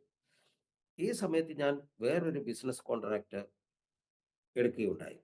ആ കമ്പനി അന്നത്തെ ബീഹാറിൻ്റെ മുഖ്യമന്ത്രിയായിരുന്ന, ഞാൻ പേര് പറയാൻ ആഗ്രഹിക്കുന്നില്ല, അന്നത്തെ ബീഹാറിൻ്റെ മുഖ്യമന്ത്രിയുടെ ബിനാമി കമ്പനിയായിരുന്നു. മറ്റ് കമ്പനിയുടെ ഓർഡേഴ്സിനോടൊപ്പം തന്നെ ഈ ബിസിനസ്സും ഞാൻ ഏറ്റെടുത്ത് അതിന് സപ്ലൈ ചെയ്തുകൊണ്ടിരുന്നു. ഞാൻ ഏകദേശം അന്നത്തെ സമയത്ത് മുഖ്യമന്ത്രിയുടെ ബിനാമി കമ്പനിക്ക് വേണ്ടി 20 ലക്ഷം രൂപയുടെ ഓർഡർ ഫിനിഷ് ചെയ്ത് കഴിഞ്ഞിരുന്നു. അന്നത്തെ സമയത്ത് ക്ലോസൈൻ ബോർഡ് പ്ലാസ്റ്റിക് കഷൻ ഞാൻ പറഞ്ഞ പോലെ ചെയ്തുകൊണ്ട് അത് ആർക്ക് വേണ്ടിയിട്ട് ഉണ്ടാക്കുന്നു അവർക്ക് മാത്രമേ അത് പ്രയോജനപ്പെടുകയുള്ളൂ. ബാക്കി എല്ലാവർക്കും അത് വേസ്റ്റാണ്. ഇതിനിടയിൽ വല്ലപ്പോഴും ഗസ്റ്റ് സ്പീക്കറായി വരുമ്പോൾ പള്ളിയിൽ പോകാറുണ്ടായിരുന്നു. അന്നൊക്കെ വരുന്ന ദേവദാസൻ വീണ്ടും വീണ്ടും ഇതേ പ്രവചനം തന്നെ എന്നെപ്പറ്റി പറയാൻ തുടങ്ങി. അന്ന് ഞാൻ ലോക്കൽ പാസ്റ്ററോട് പറഞ്ഞ്, എൻ്റെ ബിസിനസ് നന്നായി നടക്കുന്നുണ്ട്, ഞാൻ ഒന്ന് രണ്ട് ദേവദാസന്മാർക്ക് വേണ്ട സപ്പോർട്ട് ഞാൻ ചെയ്യാം. അതും ഒരു ദൈവവേലയാണല്ലോ. ആ സമയങ്ങളിൽ പ്രാർത്ഥിക്കാനൊക്കെ തുടങ്ങിയിരുന്നു. ഒരു ദിവസം പ്രാർത്ഥിച്ചുകൊണ്ടിരുന്നപ്പോൾ ഞാൻ ലോക്കൽ പാസ്റ്ററോട് പറഞ്ഞ വിഷയം വെച്ച് ഞാൻ പ്രാർത്ഥിച്ചു. അന്ന് ഞാൻ ഒരു ശബ്ദം കേട്ടിരുന്നു. എനിക്ക് നിന്റെ പണമല്ല ആവശ്യം, നിന്നെയാണ് ആവശ്യം എന്ന്. പക്ഷേ ഞാൻ കരുതിയത് അത് വെറും എൻ്റെ തോന്നലായിരിക്കണമെന്നായി. അങ്ങനെ വീണ്ടും എൻ്റെ മൈൻഡ് ബിസിനസ്സിലേക്ക് തിരിച്ചു. ഈ സമയം, അതായത് ഞാൻ ഫിനിഷ് ചെയ്ത മെറ്റീരിയൽസ് ഡെലിവറി ചെയ്യുന്നതിന് മുമ്പ് 1996 ബീഹാർ മുഖ്യമന്ത്രിയെ CBI അറസ്റ്റ് ചെയ്യുന്നു. ഞാനുമായി കോൺട്രാക്ട് ചെയ്ത എല്ലാ ബിസിനസ് സ്ഥാപനങ്ങളും അവരടച്ചുപൂട്ടി സീൽ ചെയ്തു. ചുരുക്കി പറഞ്ഞാൽ, സ്വന്തമായി ഒരു പൈസയും മുടക്കാതെ ചെയ്ത ബിസിനസ്സിൽ 20 ലക്ഷം, അതായത് അന്നത്തെ സമയത്ത് 20 ലക്ഷം രൂപയാണ്, 20 ലക്ഷം രൂപയുടെ കടക്കാരനായി മാറി. അന്ന് ഞാൻ വിചാരിച്ചു ബാക്കിയുള്ള കമ്പനിയുടെ ഓർഡേഴ്സ് ചെയ്ത് കൊടുത്ത് ഒരു പുതുജീവൻ പ്രാപിക്കാമെന്ന്. എന്നാൽ ഈ സ്കാം നടക്കുമ്പോൾ തന്നെ മറുഭാഗത്ത് വേറൊരു സ്കാം ഞാൻ അറിയാതെ തന്നെ നടന്നുകൊണ്ടിരുന്നു. അത് പോലീസ് യൂണിഫോമിന്റെ സ്കാമായിരുന്നു. ഞാനുമായിട്ട് കോൺട്രാക്ട് സൈൻ ചെയ്ത എസ് കുമാർ ഷൂട്ടിങ്, പോപ്പേ ഡൈയിങ്, അങ്ങനെയുള്ള ലീഡിങ് ബ്രാൻഡഡ് കമ്പനീസിൻ്റെ എല്ലാം സപ്ലൈ അവർക്ക് പോലീസിന് വേണ്ടിയിട്ട് യൂണിഫോം കൊടുക്കുന്നതായിരുന്നു. അവരെല്ലാവരും അവരുടെ ബീഹാറിലെ ബിസിനസ് വൈൻഡപ്പ് ചെയ്തതിന് ശേഷം അവർ നാട് വിട്ടുപോയി. അങ്ങനെ മറുഭാഗത്ത് ഉണ്ടായിരുന്ന ഒന്ന് മുഖ്യമന്ത്രിയുമായിട്ടുള്ള മിരാമി കമ്പനിയുടെ നഷ്ടം സഹിച്ചു. അപ്പോൾ തന്നെ മറുഭാഗത്ത് മറ്റൊരു നഷ്ടം കൂടി, വലിയ നഷ്ടം കൂടി എനിക്ക് അനുഭവിക്കേണ്ടി വന്നു. അന്ന് വരെ സമ്പാദിച്ച സമ്പാദ്യം മുഴുവനും, പിന്നെ കൂട്ടുകാരോട് വാങ്ങിച്ച പൈസയും എല്ലാം ഒരു ദിവസം കൊണ്ട് ഇല്ലാതെയായി. എൻ്റെ കുഞ്ഞുങ്ങൾക്ക് ഒരു നേരത്തെ ഭക്ഷണം കൊടുക്കാൻ നിവൃത്തിയില്ലാതെ ഞാൻ വലഞ്ഞു. പിന്നെ ആ സമയത്ത് സ്ക്രീൻ പ്രിന്റിംഗ് തുടങ്ങി. 4 വയസ്സ് മാത്രം പ്രായമുള്ള എൻ്റെ മകനായിരുന്നു എനിക്ക് ഹെൽപ്പറായി നിന്നത്. ആ സമയത്ത് എൻ്റെ വൈഫിൻ്റെ ശമ്പളം വെറും 750 രൂപ. വീട്ടുവാടകയാണെങ്കിൽ 1300 രൂപ കൊടുക്കണം. 2 പിഞ്ചു കുഞ്ഞുങ്ങൾ, 4 പേരുള്ള കുടുംബം. എൻ്റെ കുഞ്ഞുങ്ങൾ ചെറുപ്പത്തിൽ അല്പം പാലോ പഴവർഗ്ഗങ്ങളോ ഡ്രൈ ഫ്രൂട്ട്സോ അല്ലെങ്കിൽ ചോക്ലേറ്റോ, ഈവൻ ഒരു ടോഫി പോലും എൻ്റെ കുഞ്ഞുങ്ങൾക്ക് വാങ്ങിച്ചു കൊടുക്കാൻ എനിക്ക് സാധിച്ചിട്ടില്ല. ദിവസങ്ങൾ നീങ്ങി. ഒരു ദിവസം ലോക്കൽ പാസ്റ്റർ വന്നു. അന്ന് അദ്ദേഹം സുവിശേഷമൊന്നും സംസാരിച്ചില്ല. പോകാൻ നേരത്ത് എന്നോട് പറഞ്ഞു, സമയമുണ്ടെങ്കിൽ ആവർത്തന പുസ്തകത്തിൻ്റെ 28-ാം അധ്യായം വായിക്കുക. യഥാർത്ഥത്തിൽ അന്നാണ് ഞാൻ ശ്രദ്ധയോടെ ബൈബിൾ വായിക്കാൻ തുടങ്ങുന്നത്. അനുഗ്രഹങ്ങളുടെ കാര്യങ്ങളൊക്കെ വായിച്ച ശേഷം താഴേക്ക് വന്നപ്പോൾ ആവർത്തനം 28-ന്റെ 15 ഞാൻ വായിക്കാനിടയായി. ഞാൻ ഇന്ന് നിന്നോട് ആജ്ഞാപിക്കുന്ന അവൻ്റെ കൽപ്പനകളും ചട്ടങ്ങളും പ്രമാണിച്ച് നടക്കാഞ്ഞാൽ ഈ ശാപങ്ങളൊക്കെയും നിനക്ക് വന്ന് ഭവിക്കും. അന്ന് ഞാൻ എന്നെ തന്നെ സറണ്ടർ ചെയ്തു. ഈ ബോധം എനിക്ക് വന്നത് ഞാൻ ഹീറോയിൽ നിന്നും സീറോ ആയി മാറിയപ്പോഴാണ്. പിന്നെയും കുറച്ച് നാൾ പ്രൈവറ്റ് ജോലി ചെയ്തു. ആ സമയത്ത് എനിക്ക് കിട്ടാവുന്ന നല്ല ജോലിയായിരുന്നു റൺബാക്സി ലാബറട്ടറീസിലെ. സാമാന്യം ജീവിക്കാൻ പറ്റിയ ശമ്പളവും കുറേശ്ശെ കടം തീർക്കാനുള്ള സാധ്യതയുമുണ്ട് എന്ന് മനസ്സിലാക്കി ഞാൻ അത് ജോയിൻ ചെയ്തു. ഈ സമയത്താണ് DGS ദിനകരൻ്റെ ക്രൂസൈഡ് പട്നയിൽ ക്രമീകരിക്കുന്നത്. അതിൽ വർഷിപ്പ് ടീമിൽ ഞാനും അംഗമായി. ഇത് എന്നെക്കുറിച്ചുള്ള ഞാൻ തള്ളിക്കളഞ്ഞ ഒരു പ്രവചനത്തിൻ്റെ നിവൃത്തിയാണെന്ന് എനിക്ക് അന്ന് മനസ്സിലായി. കാരണം ഈ സംഭവം നടക്കുന്നതിന് 1 വർഷം മുമ്പ് ഞാൻ ഇൻഡോറിൽ എൻ്റെ പെങ്ങളുടെ മകൻ്റെ അടുത്ത് ചെന്നപ്പോൾ അവിടെ ബൈബിൾ കോളേജിൽ പഠിച്ചിട്ട് ജസ്റ്റ് ഇറങ്ങിയ ഒരു പയ്യൻ, ഏകദേശം 20 വയസ്സ് പ്രായം വരുന്ന ഒരു പയ്യനും ചർച്ചിലുണ്ടായിരുന്നു. ആ യുവാവ് എന്നോട് പറഞ്ഞു, അച്ചായൻ ലക്ഷങ്ങൾ പങ്കെടുക്കുന്ന ഒരു സദസ്സിൽ ക്രിസ്തുവിനെ ഉയർത്തുവാൻ പോകുന്നു. എനിക്കത് അംഗീകരിക്കാൻ പറ്റിയില്ല. കാരണം ഒരു പയ്യൻ വന്ന് പ്രവചനം പറയുന്നു. എനിവേ കമ്പനിയിൽ നിന്നും 1 1/2 മാസത്തെ അവധിയെടുത്ത് ഞാൻ ആ വർഷിപ്പ് ടീം പ്രാക്ടീസ് ചെയ്യാൻ തുടങ്ങിക്കഴിഞ്ഞപ്പോൾ ലക്ഷങ്ങൾ പങ്കെടുത്ത ക്രൂസൈഡിൽ ഞാനും കൂടി വർഷിപ്പ് ടീമിൻ്റെ അംഗമായി. ക്രൂസൈഡ് കഴിഞ്ഞ് പക്ഷെങ്കിൽ എനിക്ക് എൻ്റെ ജോലി നഷ്ടമായി. ആ സംഭവത്തെ ഇങ്ങനെ വേണമെങ്കിലും പറയാം. അത് എന്നെ മിനിസ്ട്രിയിലേക്ക് നയിക്കാനുള്ള ദൈവത്തിൻ്റെ ഒരു പദ്ധതിയായിരുന്നു. ജോലി പോയി വെറുതെ ഇരിക്കുന്ന സമയത്ത് നോർത്ത് ഇന്ത്യയിൽ ഇന്നറിയപ്പെടുന്ന ഒരു ചർച്ച് പ്ലാന്റിംഗ് മിനിസ്ട്രിയുടെ പുതുതായി തുടങ്ങുന്ന പ്രൊജക്റ്റിൽ എനിക്കൊരു ജോലി ഓഫർ കിട്ടി. പക്ഷേ ആ പ്രൊജക്റ്റ് ഒന്നല്ലെങ്കിൽ മറ്റൊരു കാരണത്താൽ താമസിച്ചുകൊണ്ടേയിരുന്നു. ആ സമയത്ത് മിനിസ്ട്രിയുടെ ലീഡർ എന്നോട് പറഞ്ഞു, ബ്രദറിന് താല്പര്യമുണ്ടെങ്കിൽ ഞങ്ങളുടെ മിനിസ്ട്രിയിൽ ഹെൽപ്പ് ചെയ്യാൻ പറ്റും. പക്ഷേ ഒരു ചെറിയ സപ്പോർട്ട് മാത്രമേ ഞങ്ങൾക്ക് നൽകാൻ കഴിയൂ.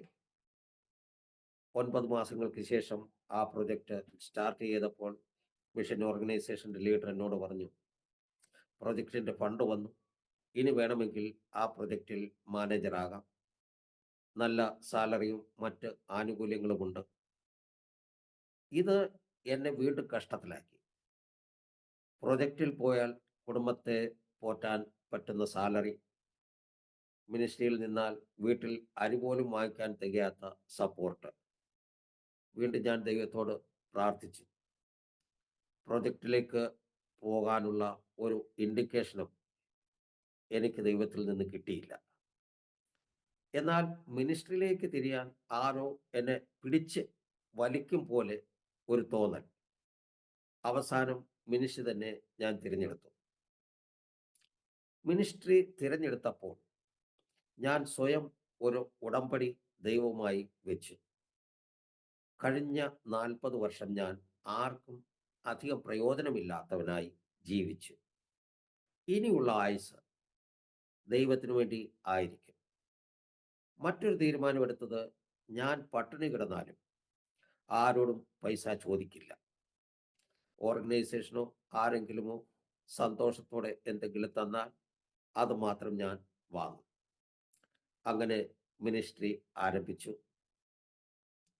ഞാനായിരുന്ന മിനിസ്ട്രിയുടെ ഗ്രാസ് റൂട്ട് മുതൽ നിന്ന് തുടങ്ങി 670 പാസ്റ്റർമാർ അടങ്ങുന്ന ഒരു വലിയ ചർച്ച് പ്ലാന്റിംഗ് മിനിസ്ട്രി ആകുന്നത് വരെ ഞാൻ എനിക്ക് ദൈവം തന്നതായ എല്ലാ കഴിവുകളും അതിനുവേണ്ടി ഉപയോഗിച്ചു. ഞാൻ അവിടെ സ്റ്റാർട്ട് ചെയ്യുമ്പോൾ 11 ഇവാഞ്ചലിസ്റ്റുകളും 10 ബൈബിൾ കോളേജ് സ്റ്റുഡൻസും മാത്രമായിരുന്നു ഉണ്ടായിരുന്നത്. 20 വർഷം മൾട്ടിനാഷണൽ കമ്പനീസിൽ ജോലി ഉണ്ടായിരുന്നതുകൊണ്ട് ആദ്യമായി ഒരു ഓഫീസ് സെറ്റപ്പ് ചെയ്ത് അത് ഫങ്ഷനിലാക്കി. ഓഫീസ് ജോലിക്കാരില്ലായിരുന്നതുകൊണ്ട് അവിടെയുള്ള എല്ലാ ജോലികളും സ്വയം ചെയ്യാൻ തുടങ്ങി. 2005 മുതൽ ആ ഓർഗനൈസേഷൻ്റെ വളർച്ച തുടങ്ങി. ഓഫീസിലെ ജോലി കൂടിക്കൂടി വന്നു. എൻ്റെ ഓഫീസിലെ ജോലി സമയവും കൂടി വന്നു. ഒറ്റയ്ക്ക് ഓഫീസിൽ ഇരുന്നുകൊണ്ട് ഫീൽഡിൽ നിന്ന് വരുന്ന റിപ്പോർട്ടുകൾ ട്രാൻസ്ലേറ്റ് ചെയ്യുക, അത് ടൈപ്പ് ചെയ്യുക, അത് സ്പോൺസേഴ്സിന് ആവശ്യപ്പെടുന്ന എല്ലാ ഫീഡ്ബാക്കുകളും അതാത് സമയത്ത് കൊടുത്തുകൊണ്ടിരിക്കുക, ഓഫീസിൽ വരുന്ന പാസ്റ്റേഴ്സുമായും വിസിറ്റേഴ്സുമായും ബന്ധം പുലർത്തുക, മിഷൻ ഫീൽഡ് വിസിറ്റ് ചെയ്യുക, മിഷൻ ഫീൽഡിലെ ആവശ്യങ്ങൾ പൂർത്തീകരിക്കുക, ഗോസ്പൽ മീറ്റിംഗ് അറേഞ്ച് ചെയ്യുക, സൗണ്ട് സിസ്റ്റം, ലൈറ്റ് സിസ്റ്റം പ്രവർത്തിപ്പിക്കുക, ഫോട്ടോഗ്രാഫി, വീഡിയോഗ്രാഫി ചെയ്യുക എന്നിവ. ഇതെല്ലാം ചെയ്തു കഴിഞ്ഞാൽ ഉടൻ തന്നെ വീണ്ടും ഞാൻ ഓഫീസിൻ്റെ ജോലിയിൽ ഏർപ്പെടുകയും ചെയ്യും. 14 മുതൽ 16 മണിക്കൂർ വരെ ഓഫീസിൽ നിന്ന് ഇറങ്ങാൻ പോലും സമയം കിട്ടാതെ, ഊണും ഉറക്കവുമില്ലാതെ എല്ലാ ജോലികളും പെൻഡിങ് ഇടാതെ തന്നെ കൃത്യമായി ചെയ്തുകൊണ്ടിരുന്നു. എന്നിരുന്നാലും ഞാൻ ചെയ്യുന്ന ജോലിയിൽ എനിക്ക് തന്നെ ഒരു തൃപ്തി തോന്നിയിരുന്നില്ല. എന്തോ ഒരു കുറവ് എന്നിൽ നിന്ന് സംഭവിക്കുന്ന പോലെ ഒരു തോന്നൽ. എന്താണെന്ന് മനസ്സിലാകുന്നില്ല. ഈ അസ്വസ്ഥത 1-2 വർഷം തുടർന്നു. ഇതിനൊരു പരിഹാരം കണ്ടേ മതിയാകും എന്ന് കരുതി വീണ്ടും ഞാൻ ദൈവത്തോട് പ്രാർത്ഥിക്കാൻ തുടങ്ങി. ആ സമയം ദൈവം കൃത്യമായി ഇടപെട്ടു. എന്നോട് ദൈവം പറയുന്നതായി എനിക്ക് തോന്നി.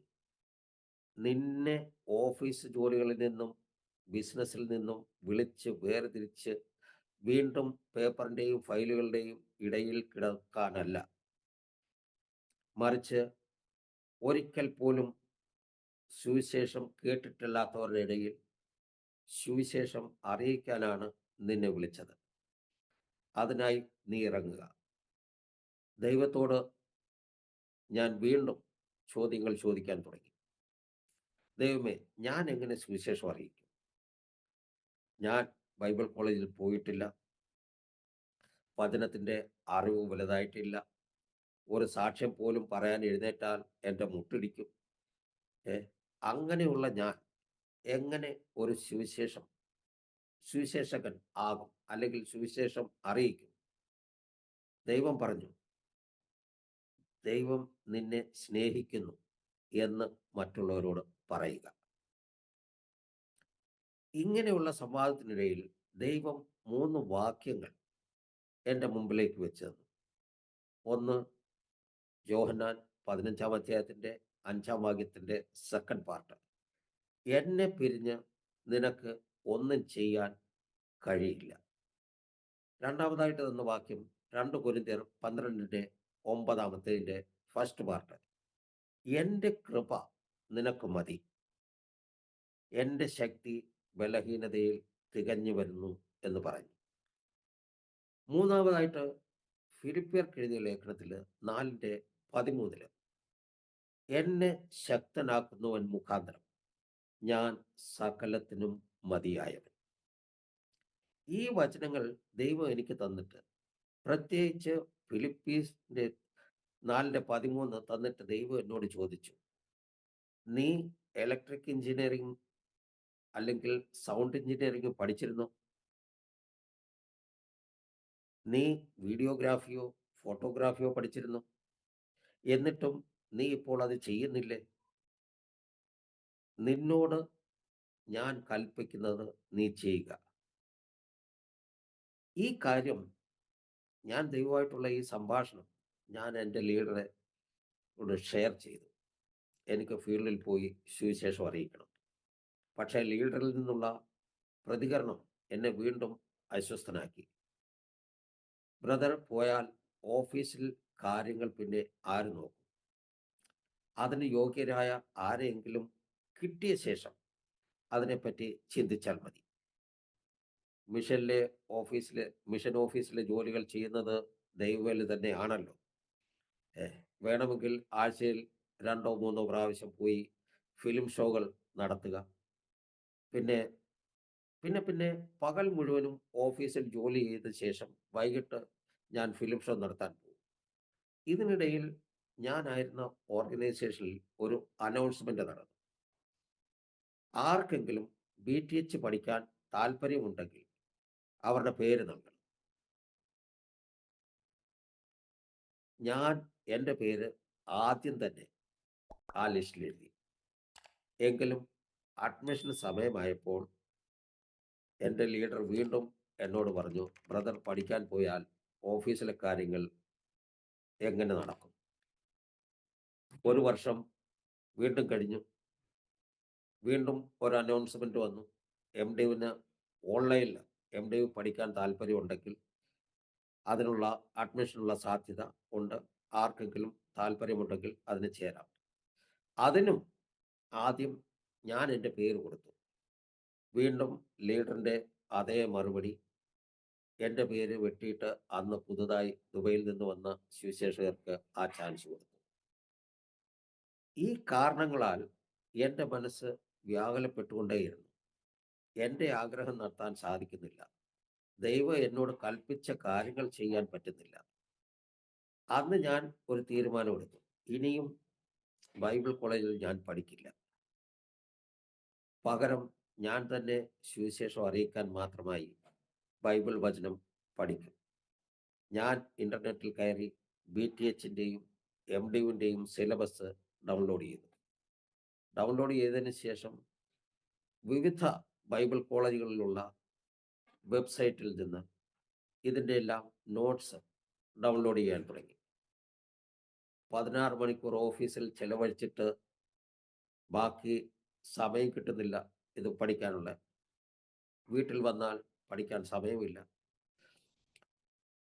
രാത്രിയിലെ ഉറക്കം ഞാൻ കുറയ്ക്കാൻ തുടങ്ങി. അങ്ങനെ അല്പാൽപമായി ഓർഗനൈസേഷൻ്റെ സഭകളിൽ നിന്ന് പ്രസംഗിക്കാൻ തുടങ്ങി. ഈ സമയത്ത് വളരെ പുതിയ പുതിയ ആളുകൾ, അതായത് ഇവാഞ്ചലിസ്റ്റും പാസ്റ്റേഴ്സുമായിട്ടുള്ള ആളുകൾ ഈ ഓർഗനൈസേഷനിൽ വരാൻ തുടങ്ങി. ഞാൻ ആ ജോലികൾ ഞാൻ ചെയ്തിരുന്ന ജോലികളൊക്കെയും അത് പലർക്കായി വീതിച്ചു കൊടുത്ത് അവർക്ക് കഴിയുന്ന അവരുടെ കപ്പാസിറ്റിക്ക് അനുസരിച്ചുള്ള ജോലി അവർക്ക് ചെയ്യാൻ കൊടുത്തു. എന്നിട്ടും അതായത് ഞാൻ ഒറ്റയാൾ ചെയ്തിരുന്ന ജോലി ആ ഓർഗനൈസേഷനിൽ 6 പേരെ കൊണ്ട് ചെയ്യിച്ചു. എന്നിട്ടും അത് തീരാത്ത ഒരവസ്ഥയിലേക്ക് വന്നു. അങ്ങനെ ഇരിക്കെ വീണ്ടും എൻ്റെ ലീഡർ പറഞ്ഞു, ബ്രദർ ഈ ജോലി ഏറ്റെടുത്തേ പറ്റുള്ളൂ. ഞാൻ പറഞ്ഞു ഇനിയും അത് സാധ്യമല്ല, കാര്യം എനിക്ക് ഫീൽഡിൽ പോയേ പറ്റൂ, എനിക്ക് സുവിശേഷം അറിയിക്കണം. അത് ദൈവം എന്നോട് പറഞ്ഞത് ആരും കേട്ടിട്ടില്ലാത്ത സ്ഥലങ്ങളിൽ പോയി സുവിശേഷം അറിയിക്കാൻ. അങ്ങനെ ഞാൻ എന്നെ തന്നെ പ്രിപ്പയർ ചെയ്തുകൊണ്ടിരുന്നു. ദൈവം എനിക്ക് ഗ്രാമങ്ങളിൽ പോയി സുവിശേഷം അറിയിക്കാൻ ഒരു കൺസെപ്റ്റ് തന്നു, മിനി ക്രൂസൈഡ് നടത്തുക. അതിനായി മിഷനിലുണ്ടായിരുന്ന ഒരു ടാറ്റ വിങ്കറിൻ്റെ പഴയ വണ്ടി ഉപയോഗിച്ചുകൊള്ളാൻ അനുവാദം കിട്ടി. ഞാൻ ആ വിങ്കർ വാഹനത്തിൻ്റെ ഫ്രണ്ട് സീറ്റ് ഒഴികെ ബാക്കിയെല്ലാം അഴിച്ചു മാറ്റി ഓരോരോ ഇഞ്ച് സ്ഥലവും അതിൽ അളന്ന് ഡിസൈൻ ചെയ്ത് എല്ലാം ഒരു ഇഞ്ച് പോലും സ്ഥലം വിടാതെ എല്ലാം ഉപയോഗപ്പെടത്തക്ക രീതിയിൽ ഞാൻ തന്നെ 18x10 സൈസിലുള്ള ഒരു സ്റ്റേജ് തയ്യാറാക്കി അതിനകത്ത് വെച്ചു. അതിനുശേഷം അതിന് വേണ്ടിയുള്ള ലൈറ്റ് സെറ്റ്, സൗണ്ട് സിസ്റ്റം എല്ലാം, അതായത് 2000 വാട്ടിൻ്റെ സൗണ്ട് സിസ്റ്റം, ഏതാണ്ട് 4000 വാട്ടിൻ്റെ ലൈറ്റ് സിസ്റ്റം എല്ലാം വെച്ചു. അതിൻ്റെ കണക്ഷൻസ് എല്ലാം ഞാൻ തന്നെ ചെയ്തു. കംപ്ലീറ്റ് വണ്ടി സെറ്റപ്പ് ആക്കി. വണ്ടി പാക്ക് ചെയ്ത് കഴിഞ്ഞാൽ 1 ഇഞ്ച് സ്ഥലം പോലും അതിൽ മിച്ചമില്ലാത്ത രീതിയിൽ. അപ്പോൾ എനിക്ക് ഒരു ഡ്രൈവറെ തന്നു. ഞാനും ഡ്രൈവറും കൂടെ ഈ ചെറിയ ഈ കവലകളിൽ ചെറിയ മൈതാനം കിട്ടുന്നിടത്ത് പോയി ഞങ്ങൾ തന്നെ അത് സ്റ്റേജ് സെറ്റ് ചെയ്യും. എൻ്റെ ഡ്രൈവർ എന്ന് പറഞ്ഞു കഴിഞ്ഞാൽ നല്ല ഭോജ്പുരി പാട്ട് പാടുന്ന ആളായിരുന്നു. അപ്പോൾ ഞങ്ങൾ സ്റ്റേജ് സെറ്റ് ചെയ്ത് ലൈറ്റെല്ലാം സൗണ്ട് സിസ്റ്റം എല്ലാം സെറ്റ് ചെയ്തതിന് ശേഷം ആ ഡ്രൈവർ കയറി വർഷിപ്പ് നടത്തും. അതായത് സിംഗിൾ പേഴ്സണാണ്, ഇൻസ്ട്രുമെൻ്റ് ഒന്നുമില്ല, വെറുതെ പാട്ട് പാടും. അതിനുശേഷം 4-5 പാട്ട് പാടിയതിന് ശേഷം ഞാൻ കയറി സുവിശേഷം അറിയിക്കും, പ്രസംഗിക്കും. വീണ്ടും ഞങ്ങൾ തന്നെ അത് ഡിസ്മാൻറ്റിൽ ചെയ്ത് വണ്ടിയിൽ പാക്ക് ചെയ്ത് അടുത്ത പ്രദേശത്തേക്ക് ഞങ്ങൾ പോകും. ഈ സമയങ്ങളിൽ ഞാൻ പ്രാർത്ഥിച്ചുകൊണ്ടേയിരുന്നു, നമുക്കൊരു ടീം ദൈവം തരുകയായിരുന്നെങ്കിൽ അത് ഒന്നുകൂടെ ഇത് വിപുലമായ രീതിയിൽ ചെയ്യാമായിരുന്നു. ആ സമയത്ത് പ്രാർത്ഥിച്ചുകൊണ്ടിരുന്നു. ദൈവം ഞങ്ങളുടെ പ്രാർത്ഥന കേട്ടു. ദൈവം ഞങ്ങൾക്ക് ഒരു ട്രാവലർ എന്ന് പറഞ്ഞു കഴിഞ്ഞാൽ സീറ്റൊന്നും ഉള്ളതല്ല, വെറും വാഗൺ, മുമ്പിലത്തെ 2 സീറ്റ് മാത്രമേ ഉള്ളൂ. ആ വാഗൺ ഇത് ട്രാവലറും ഞാൻ തന്നെ എല്ലാം ഡിസൈൻ ചെയ്ത് അതിൽ വേണ്ട സാധനങ്ങളെല്ലാം, അത് 2000 വാട്ടായിരുന്ന സൗണ്ട് സിസ്റ്റം പിന്നെ 5000 വാട്ടായി, പിന്നെ ലൈറ്റെല്ലാം സൗണ്ട് സിസ്റ്റം എല്ലാം കൂട്ടി. അതുകൊണ്ട് പിന്നെ എനിക്ക്, അതായത് ഒരു കീബോർഡ് വായിക്കുന്ന എൻ്റെ ഒരു എൻ്റെ സഹോദരനല്ല, അതായത് മിനിസ്ട്രിയിലുള്ള സഹോദരൻ, അദ്ദേഹം എൻ്റെ കൂട്ടത്തിൽ ചേർന്നു. അതായത് വണ്ടി ഓടിച്ച് അവിടെ ചെന്നതിന് ശേഷം സെറ്റ് ചെയ്തതിന് ശേഷം അദ്ദേഹം വർഷിപ്പ് ലീഡ് ചെയ്യും. പിന്നെ ഒരു സിംഗറും ഒരു ഹെൽപ്പറും, അങ്ങനെ ഞങ്ങൾ 4 പേരുള്ള ഒരു ടീമായിട്ട് മാറി. ഞങ്ങൾ എല്ലാ ഗ്രാമങ്ങളിലും, അതായത് ഞങ്ങൾക്ക് പ്രത്യേകിച്ച് സ്ഥലമോ ആവശ്യമൊന്നുമില്ല, അതായത് ഒരു 500 പേര് ഇരിക്കാവുന്ന ഒരു സ്ഥലവും കിട്ടിക്കഴിഞ്ഞാൽ ഞങ്ങൾ അവിടെ ചെന്ന് ക്രൂസൈഡ് 3 ദിവസത്തെ അല്ലെങ്കിൽ 5 ദിവസത്തെ ക്രൂസൈഡ് നടത്തിയിട്ട് ഞങ്ങൾ തിരികെ പോരും. മറ്റ് സ് സഹായങ്ങളോ മറ്റു തരത്തിലുള്ള യാതൊരു കാര്യങ്ങളുമില്ല.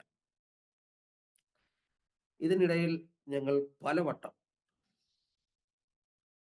ആഹ്, എനിക്കും എൻ്റെ ടീമംഗങ്ങൾക്കും മർദ്ദനം ഏൽക്കേണ്ടി വന്നിട്ടുണ്ട്. പീഡനങ്ങൾ സഹിക്കേണ്ടി വന്നിട്ടുണ്ട്. പലപ്പോഴും പോലീസ് അറസ്റ്റ് ചെയ്തിട്ടുണ്ട്. സുവിശേഷ വിരോധികളുടെ അക്രമങ്ങൾ ഏറ്റുവാങ്ങിയിട്ടുണ്ട്. പലരും ഞങ്ങളുടെ എക്വിപ്മെന്റ്സ് തല്ലി തകർത്തിട്ടുണ്ട്. പലപ്പോഴും ആഹാരം കിട്ടാതെ കിടന്നുറങ്ങിയിട്ടുണ്ട്. പാമ്പിന്റെ പുറത്ത് കിടന്നുറങ്ങിയിട്ടുണ്ട്. ദിവസങ്ങളോളം ഉറങ്ങാതെ കിടന്നിട്ടുണ്ട്. എന്നാൽ അതിൻ്റെ ഒക്കെയും മധ്യത്തിൽ ദൈവം ഞങ്ങളെ കാത്തു പരിപാലിച്ച് നടത്തി. എന്നാൽ ഇതിൽ നിന്നെല്ലാം സന്തോഷം നൽകുന്ന ഒരു കാര്യം എന്ന് പറഞ്ഞാൽ ഈ 3000 ക്രൂസൈഡുകൾ നടത്തിയ ഒട്ടുമിക്ക ഇടങ്ങളിലും ഒരു ഹൗസ് ചർച്ച് ഉണ്ടായി എന്നുള്ളതാണ്. ഏഹ്, ഇടയ്ക്ക് പറയട്ടെ, ഞങ്ങള് ഈ സെറ്റ് കൊണ്ട് ഏതാണ്ട് ചെറുതും വലുതുമായ 3000 ക്രൂസൈഡുകള് വിവിധ ഇടങ്ങളിലും ചെയ്തുകൊണ്ടേയിരുന്നു. ഞാൻ വളരെയേറെ സന്തോഷിക്കുന്ന കാര്യം ഈ ചർച്ച് സ്ഥാപിക്കാൻ സാധിച്ചു എന്നുള്ളതാണ്. എന്നാൽ അത് തുടരാൻ അനുവദിക്കാതെ ദൈവം ഒരു ബ്രേക്ക് അവിടെ ഇട്ടു. ഞങ്ങൾ ബീഹാർ, ബംഗാൾ, യു.പി., മധ്യപ്രദേശ്, ഛത്തീസ്ഗഡ്, അതുകൂടാതെ നേപ്പാൾ, ഈ ഇടങ്ങളിലെല്ലാം നടന്ന് ഏകദേശം 3000 ക്രൂസൈഡുകളോളം നടത്തി. അതിൽ 500 മുതൽ 3000 ആൾക്കാർ വരെ സംബന്ധിച്ച ക്രൂസൈഡുകളുണ്ട്. എന്നാൽ അത് തുടരാൻ അനുവദിക്കാതെ ദൈവം എനിക്കൊരു ബ്രേക്ക് അവിടെ ഇട്ടു. അതെന്തിനെന്ന് എനിക്ക് ഇന്ന് വരെയും മനസ്സിലായിട്ടില്ല. 2019 മെയ് മാസം 1 തീയതി ഞാൻ ഞങ്ങളുടെ പട്ന സഭയിലെ ഒരു വിശ്വാസിയുടെ മകന്റെ വിവാഹത്തിനായി കേരളത്തിലേക്ക് കടന്നുപോയി. 2019 6 തീയതി, അതായത് ആ വിവാഹം സംബന്ധിച്ചതിന് ശേഷം ഞാൻ പട്നയിലേക്ക് തിരികെ പോരാൻ ഇരിക്കുന്നതിൻ്റെ തലേ ദിവസം എൻ്റെ പെങ്ങളുടെ വീട്ടിൽ പോയി.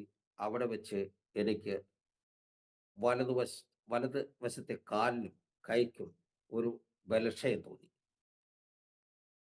എൻ്റെ കൈക്ക് സ്പർശന ശക്തി നഷ്ടപ്പെട്ട പോലെ എനിക്ക് തോന്നി. അപ്പോൾ എനിക്ക് മനസ്സിലായി എനിക്ക് സ്ട്രോക്ക് വന്നതാണെന്ന്.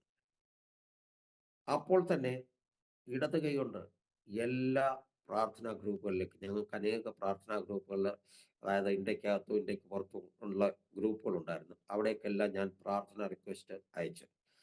എല്ലാവരും എനിക്ക് വേണ്ടി പ്രാർത്ഥിക്കാൻ തുടങ്ങി. അപ്പോൾ തന്നെ എൻ്റെ പെങ്ങളുടെ മകൻ എന്നെ അടുത്തുള്ള ഒരു ചെറിയ മിഷൻ ഹോസ്പിറ്റലിലെ ഡോക്ടറെ അടുത്ത് എത്തിച്ചു. അവിടെ ചെല്ലുമ്പോഴേക്കും എൻ്റെ റൈറ്റ് സൈഡ് കംപ്ലീറ്റ്, അതായത് പാരലൈസിസ് ആയിക്കഴിഞ്ഞു. ചലനശക്തി നഷ്ടപ്പെട്ടു. അവിടെ നിന്ന് മെഡിക്കൽ ഡോക്ടറുടെ അഡ്വൈസ് പ്രകാരം ആലപ്പുഴ വണ്ടാനം മെഡിക്കൽ കോളേജിലേക്ക് പോകാൻ പറഞ്ഞു. ഞങ്ങൾ അവിടേക്ക് പോയി. പോകുന്ന വഴിക്ക് വെച്ച് വീണ്ടും ഈ സ്ട്രോക്ക് വന്നു. എന്നിരുന്നാലും എനിക്ക് ബോധം നഷ്ടപ്പെട്ടിരുന്നില്ല. വൈഫ് പട്നയിൽ, മൂത്ത മകൻ ബാംഗ്ലൂരിൽ, ഇളയ മകൻ ഡൽഹിയിൽ, എൻ്റെ ജ്യേഷ്ഠനും മകനും പെങ്ങളുടെ മകനും ചേർന്ന്, വൈഫിൻ്റെ സഹോദരനും കൂടി ചേർന്ന് എന്നെ വണ്ടാനം മെഡിക്കൽ കോളേജിൽ അഡ്മിറ്റ് ചെയ്തു. ജ്യേഷ്ഠനും മകനും മടങ്ങിപ്പോയി. ഭാര്യ സഹോദരൻ എൻ്റെ അടുത്തുണ്ട്. CT സ്കാൻ ചെയ്യണമെന്ന് പറഞ്ഞു. CT സ്കാൻ ചെയ്തുകൊണ്ടിരിക്കുമ്പോൾ തന്നെ വീണ്ടും ഒരു പ്രാവശ്യം കൂടി സ്ട്രോക്ക് വരുന്നു. ഡോക്ടർ എത്തി. വേഗത്തിൽ തന്നെ സീനിയർ ഡോക്ടേഴ്സിനെ എല്ലാം വിളിച്ചു. അവരെല്ലാം വേഗം തന്നെ എത്തി. അപ്പോഴേക്കും എൻ്റെ സംസാരശേഷി നഷ്ടപ്പെട്ടു കഴിഞ്ഞു. ഇങ്ങനെ താടിയെല്ലാം ഒരു സൈഡിലേക്ക് മാറി, കണ്ണൊക്കെ ലെഫ്റ്റ് സൈഡിലേക്ക് മാറി. ആകെ എന്ത് ചെയ്യണമെന്നറിയാത്ത ഒരവസ്ഥയിലേക്ക് ഞാനും വന്നു. റൈറ്റ് സൈഡിൻ്റെ എല്ലാം ചലനശേഷി നഷ്ടപ്പെട്ടു. ഡോക്ടേഴ്സ് എൻ്റെ ചുറ്റും നിന്ന് പറയുന്നത് എനിക്ക് കേൾക്കാമായിരുന്നു. 3 സ്ട്രോക്ക് വന്ന ഈ പേഷ്യൻ്റ് ഒന്നുകിൽ കോമയിലേക്ക് പോകും, അതല്ലെങ്കിൽ ഒരു പക്ഷേ അതിൽ നിന്ന് രക്ഷപ്പെട്ടാൽ ജീവിതകാലം മുഴുവൻ കട്ടിലിൽ കിടക്കേണ്ടി വരും. പൈസ ഒന്നുമില്ല. ഡോക്ടർ എൻ്റെ അളിയനോട് പറയുന്നത് ഞാൻ കേട്ടു. ഇപ്പോൾ ഉടൻ തന്നെ ഒരു ഇഞ്ചക്ഷൻ ബ്രെയിനിൽ കൊടുക്കണം. അതിന് 80,000 രൂപയാണ് വില. വേഗം വാങ്ങിക്കൊണ്ടുവന്നാൽ ഒരു പക്ഷേ ഇയാൾ രക്ഷപ്പെടും. അളിയൻ എൻ്റെ കണ്ണിലേക്ക് നോക്കി. ഞാൻ എൻ്റെ ഇടത് കൈ കൊണ്ട് ആംഗ്യം കാണിച്ചു. എൻ്റെ കയ്യിൽ പൈസ ഇല്ല. അളിയൻ അവിടെ നിന്ന് വിഷമിക്കുന്നത് ഞാൻ കണ്ടു. അവരുടെ കയ്യിലും അത്രയും വലിയ തുക എടുക്കാനില്ല. അപ്പോഴും എനിക്ക് ബോധം മറിഞ്ഞിരുന്നില്ല. അതുകൊണ്ട് തന്നെ എനിക്ക് എൻ്റെ ദൈവത്തിൻ്റെ മുഖത്തേക്ക് നോക്കുവാൻ സാധിച്ചു. ഞാൻ ദൈവത്തോട് പറഞ്ഞു, ഡോക്ടർമാർ ഇതാണ് പറയുന്നത്. അവരെന്നെ, അതായത് ഒന്നുകിൽ കോമയിലേക്ക് പോകുമെന്ന് പറയുന്നു, അതല്ലെങ്കിൽ ജീവിതകാലം മൊത്തം ബെഡിൽ കിടക്കണമെന്ന് പറയുന്നു. അവിടുന്ന് ദൈവത്തോട് ഞാൻ പറഞ്ഞു, അവിടുന്ന് എന്നെ ബീഹാറിലെ മിനിസ്ട്രിക്കാണ് വിളിച്ചതെങ്കിൽ എന്നെ ബീഹാറിൽ എത്തിക്കണം. അല്ല എങ്കിൽ ഇവിടെ ഈ ബെഡിൽ എൻ്റെ ജീവൻ അവസാനിക്കണം. ഞാൻ ഈ പ്രാർത്ഥന റിപ്പീറ്റ് ചെയ്തുകൊണ്ടേയിരുന്നു. കാര്യം സംസാരം പുറത്തൊന്നും വരുന്നില്ല. ഞാൻ എൻ്റെ മനസ്സിലാണ് പ്രാർത്ഥിക്കുന്നത്. സാധാരണ രീതിയിലുള്ള ചികിത്സ അവർ അധികൃതർ ആരംഭിച്ചു. 2-ാം ദിവസം രാത്രി 2 മണി ആയപ്പോൾ എൻ്റെ ഭാര്യ പട്നയിൽ നിന്നും എൻ്റെ അടുത്തെത്തി. എൻ്റെയും എന്നെ സ്നേഹിക്കുന്നവരുടെയും പ്രാർത്ഥന ദൈവം കേട്ടു. 4-ാം ദിവസം ആയപ്പോൾ എൻ്റെ സംസാരശേഷി അല്പാൽപ്പം സംസാരിക്കാനുള്ള ശേഷി അല്പാൽപ്പമായി വന്നു തുടങ്ങി. ഇതിനിടയിൽ എൻ്റെ അടുത്തുള്ള ബെഡിൽ കിടക്കുന്ന എൻ്റെ സെയിം അസുഖമുള്ളവരെ അഡ്മിറ്റ് ചെയ്യുന്നു. 1-2 മണിക്കൂർ കഴിയുമ്പോൾ അവരുടെ ശവമാണ് എടുത്തുകൊണ്ട് പോകുന്നത്. ഞാൻ 16 ദിവസം വണ്ടാനം മെഡിക്കൽ കോളേജിൽ അഡ്മിറ്റായി കിടന്നു. എൻ്റെ അടുത്തുള്ള ബെഡിൽ നിന്നും 13 പേഷ്യൻറ്റിനെ ശവമായി തിരിച്ചു കൊണ്ടുപോയി. എന്നാൽ ഞാൻ വിശ്വസിക്കുന്ന എൻ്റെ ദൈവം എന്നെ 16 ദിവസം ആശുപത്രിയിൽ കിടത്തി. 17-ാമത്തെ ദിവസം എന്നെ പാട്നയിൽ എത്തിച്ചു. ഹല്ലേലൂയ, ദൈവത്തിന് മഹത്വം. ഞാൻ മിനിസ്റ്റർ ചെയ്തിരുന്ന ഓർഗനൈസേഷനിലേക്ക് ഞാൻ തിരികെ ചെന്നു. അങ്ങനെ ഞാൻ അവിടെ ചെന്നപ്പോൾ എനിക്കുണ്ടായ അനുഭവം എന്നെ ആകെ തളർത്തിക്കളഞ്ഞു. ഞാൻ വില കൊടുത്തു എന്ന് പറയാൻ ഞാൻ യോഗ്യനല്ല. എങ്കിലും എൻ്റെയും കൂടി ആത്മാവും ശരീരവും ഒന്നായി പ്രതിജ്ഞിച്ച് വളർത്തിയെടുത്ത ഓർഗനൈസേഷനിലെ ലീഡർ എന്നോട് സഹകരണമോ അല്ലെങ്കിൽ ഒരു സ്നേഹത്തോടുള്ള ഒരു വാക്കോ സംസാരിച്ചില്ല. അദ്ദേഹം മുഖം തിരിക്കുന്ന ഒരവസ്ഥയിലേക്ക് വന്നു. എന്നാൽ മറ്റ് 2 ലീഡേഴ്സ്, അതായത് ആ ഓർഗനൈസേഷൻ്റെ സ്ഥാപകന്മാരായിട്ടുള്ള ലീഡേഴ്സ്, ബീഹാറിൽ നിന്നും എൻ്റെ ഹെൽത്തിൻ്റെ പറ്റി എൻ്റെ ഇമ്മീഡിയറ്റ് ബോസ് അതൊന്നും ചെയ്തില്ല. എനിവേ, അത് ഒരുപക്ഷെ എന്നെക്കൊണ്ട് ഇനിയും ഓർഗനൈസേഷന് പ്രയോജനമില്ല എന്ന് കരുതിയിട്ടാകും. എനിവേ, അത് വിഷയമല്ല. കാര്യം ഞാൻ ഓർഗനൈസേഷന് വേണ്ടിയിട്ടല്ല ഞാൻ മിനിസ്റ്റർ ചെയ്യുന്നത്. അത് ഞാൻ ആ ഓർഗനൈസേഷനിൽ ജോയിൻ ചെയ്യുന്നപ്പോഴൊരു കാര്യം അദ്ദേഹത്തോട് പറഞ്ഞിരുന്നു. ഞാൻ അദ്ദേഹത്തിന് വേണ്ടിയിട്ട് ഈ മിനിസ്ട്രി ചെയ്യില്ല, ഓർഗനൈസേഷന് വേണ്ടി മിനിസ്ട്രി ചെയ്യില്ല എന്നുവരെ ദൈവം എന്നെ അവിടെ വയ്ക്കുന്നു. അന്ന് വരെ വിശ്വസ്തയോടെ സത്യസന്ധതയോടെ ഞാൻ വേല ചെയ്യും.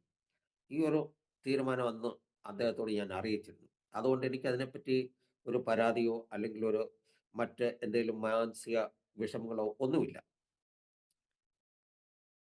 ദൈവത്തോട് ഞാൻ പ്രാർത്ഥിച്ചപ്പോൾ ദൈവം പറഞ്ഞു, നിന്റെ ഇവിടുത്തെ ഈ മിനിസ്ട്രി അവസാനിച്ചിരിക്കുന്നു. ഞാൻ ആ ഓർഗനൈസേഷനെ വിട്ട കാര്യം, അതായത് എന്നെ മിനിസ്ട്രിക്ക് ചേർക്കാനായിട്ട് ആഗ്രഹിച്ചിരുന്ന, അതായത് 8 വർഷമായി വിളിച്ചുകൊണ്ടിരുന്ന നോർത്ത് ഇന്ത്യയിലെ മറ്റൊരു വലിയ ഓർഗനൈസേഷൻ വിവരം അറിഞ്ഞു. എന്നെ അവിടേക്ക് ക്ഷണിക്കുകയും അവരുടെ സോണിൻ്റെ ഇൻചാർജാക്കി ബീഹാറിൻ്റെയും നേപ്പാളിൻ്റെയും ചാർജ് എന്നെ ഏൽപ്പിക്കുകയും ചെയ്തു. അത് ഞാൻ വിശ്വാസയോഗ്യതയോടെ 2024 വരെ ചെയ്തു എന്ന് ഞാൻ വിശ്വസിക്കുന്നു. എൻ്റെ ദൈവം, അതായത് എല്ലാ കാര്യങ്ങളും അറിയുന്നുണ്ട്. അതുകൊണ്ട് എനിക്ക് മറ്റുള്ളവരോട് ആരും ഒരു വിധിയില്ല. പക്ഷേ ഇവിടെ സംഭവിച്ചത് മറ്റൊന്നായിരുന്നു. 4, 5 വർഷം, 6 വർഷത്തോളം ഞാൻ ആ ഓർഗനൈസേഷനിൽ ലീഡറിൻ്റെ കപ്പാസിറ്റിയിൽ ജോലി ചെയ്തു. ജോലിയല്ല, മിനിസ്റ്റർ ചെയ്തു. പക്ഷേ ദൈവം എന്നെ വിളിച്ചത് പൊളിറ്റിക്സ് കളിക്കാനോ അല്ലെങ്കിൽ വലിയ പദവിയിലിരുന്ന് വിലസിക്കാനുമല്ല വിളിച്ചതെന്ന് എനിക്ക് നല്ലതുപോലെ മനസ്സിലാക്കിയത് കൊണ്ട് ആ ഓർഗനൈസേഷനോടും വിട പറയേണ്ടി വന്നു. കാരണം ദൈവം ശക്തമായി കുറച്ച് വചനങ്ങളിലൂടെ എന്നോട് സംസാരിച്ചു. അതായത് ഞാൻ ആ വചനം എല്ലാം വായിക്കാൻ താല്പര്യപ്പെടുന്നില്ല, എന്നാലും ചുരുക്കമായിട്ട് പറയാം. ഒന്നാമത് ഇയ്യോബിൻ്റെ പുസ്തകം 22-ാം അധ്യായത്തിൻ്റെ 2, 3 വചനങ്ങളിൽ ഇങ്ങനെ എഴുതുന്നു: മനുഷ്യൻ ദൈവത്തിന് ഉപകാരമായി വരുമോ? ജ്ഞാനിയായവൻ തനിക്ക് തന്നെ ഉപകരിക്കുകയുള്ളൂ. നീ നീതിമാനായാൽ സർവശക്തന് പ്രയോജനമുണ്ടോ? നീ നിഷ്കളങ്കനായി നടത്തുന്നതിനാൽ അവന് ലാഭമുണ്ടോ? എൻ്റെ മനസ്സാകെ വിഷമിച്ചു. ഞാൻ ഇത്രയും നാൾ ദൈവവേലയെന്ന് പറഞ്ഞിട്ട് നടന്നിട്ട് ദൈവത്തിന് പ്രയോജനപ്പെട്ടില്ല. ഞാൻ ചെയ്തതെല്ലാം ഓർഗനൈസേഷനാണ് പ്രയോജനപ്പെട്ടത്. ഞാൻ സത്യസന്ധതയോടെ വിശ്വസ്തയോടെ ഓർഗനൈസേഷനിൽ ജോലി ചെയ്തുകൊണ്ടിരുന്നു. ഇതുകൊണ്ട് ദൈവത്തിന് എന്നെക്കൊണ്ട് ഒരു ഉപകാരവും വന്നില്ല. ഞാൻ ചെയ്തതൊക്കെയും മിഷന് വേണ്ടിയായിരുന്നു, ദൈവത്തിന് വേണ്ടിയല്ല എന്നെനിക്ക് മനസ്സിലായി. വേറൊരു വാക്യം എനിക്ക് ദൈവം തന്നത് ലൂക്കോസ് എഴുതിയ സുവിശേഷത്തിൻ്റെ 17-ാം അധ്യായത്തിൻ്റെ 10-ാം വാക്യത്തിൽ ഇങ്ങനെ എഴുതുന്നു: ഔവണ്ണം നിങ്ങളോട് കൽപ്പിച്ചതൊക്കെയും ചെയ്ത ശേഷം ഞങ്ങൾ പ്രയോജനമില്ലാത്ത ദാസന്മാർ, ചെയ്യേണ്ടതേ ചെയ്തിട്ടുള്ളൂ എന്ന് നിങ്ങളും പറഞ്ഞു. മിഷന് എന്നോട് ചെയ്യാൻ പറഞ്ഞതൊക്കെയും ഞാൻ ചെയ്തു. അത് മിഷന് വേണ്ടിയായിരുന്നു, മിഷന്റെ വളർച്ചയ്ക്ക് വേണ്ടിയായിരുന്നു. അത് ദൈവത്തിന് വേണ്ടി ആയിരുന്നില്ല. അതുകൊണ്ട് എനിക്ക് ഒരു കാര്യം മനസ്സിലായി: ഞാൻ ഒരു പ്രയോജനവുമില്ലാത്ത ദാസനാണെന്ന്. ഇനിയെങ്കിലും ദൈവത്തിന് പ്രയോജനമുള്ള ദാസനായി തീരണം എന്നുള്ള അതിയായ ആഗ്രഹം കൊണ്ട് ഞാൻ മറ്റൊരു തീരുമാനമെടുത്തു.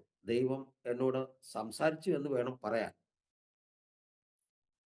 ഇതിനിടയ്ക്ക് മറ്റൊരു കാര്യം, എന്നെ വളരെ വേദനിപ്പിച്ച 1-2 കാര്യങ്ങളൂടെ പറയാൻ ഞാൻ താല്പര്യപ്പെടുന്നു. ഈ കഴിഞ്ഞ ഓർഗനൈസേഷനിൽ, അതായത് ഞാൻ ആദ്യമേ ആയിരുന്ന ഓർഗനൈസേഷനിൽ, എൻ്റെ കുറച്ച് പ്രിയപ്പെട്ടവർ ഈ ലോകത്തോട് യാത്ര പറഞ്ഞു. അതിലൊന്ന് എൻ്റെ ഏറ്റവും പ്രിയപ്പെട്ട, അതായത് എല്ലാവരും എൻ്റെ അനിയനെന്ന് പറയപ്പെട്ടിരുന്ന ഒരു പാസ്റ്ററായിരുന്നു പാസ്റ്റർ ഡെന്നി പനക്കൽ. അദ്ദേഹവും ഞാനുമായിട്ട് ചേർന്ന് വളരെയേറെ, അതായത് 10,000-കണക്കിന് ഫിലിം ഷോകൾ ചെയ്തിട്ടുണ്ട്. ആ 2, 3, 4 ഡിസ്ട്രിക്റ്റ്, ഒരു ബ്ലോക്ക് പോലും വിടാതെ, ഒരു ഗ്രാമം പോലും വിടാതെ ഞങ്ങൾ അവിടെയെല്ലാം ചേർന്ന് പ്രവർത്തിച്ച ഒരു ദൈവദാസനായിരുന്നു.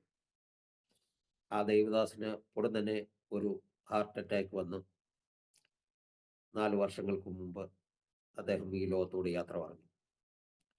അതിനുശേഷം എൻ്റെ ക്രൂസൈഡിൻ്റെ ടീമിലായിരുന്ന എൻ്റെ വർഷിപ്പ് ലീഡറായിരുന്ന, അതായത് എൻ്റെ വാഹനം ഓടിച്ചിരുന്ന എൻ്റെ പ്രിയപ്പെട്ട കൊച്ചനുജൻ എന്ന് വേണം പറയാൻ, ഗ്ലാഡ്സൺ ജോർജ് എന്ന് പറഞ്ഞ ഒരു ചെറുപ്രായം ചെറുപ്രായം എന്ന് പറഞ്ഞാൽ 35 മാത്രമേ ഉണ്ടായിരുന്നുള്ളൂ.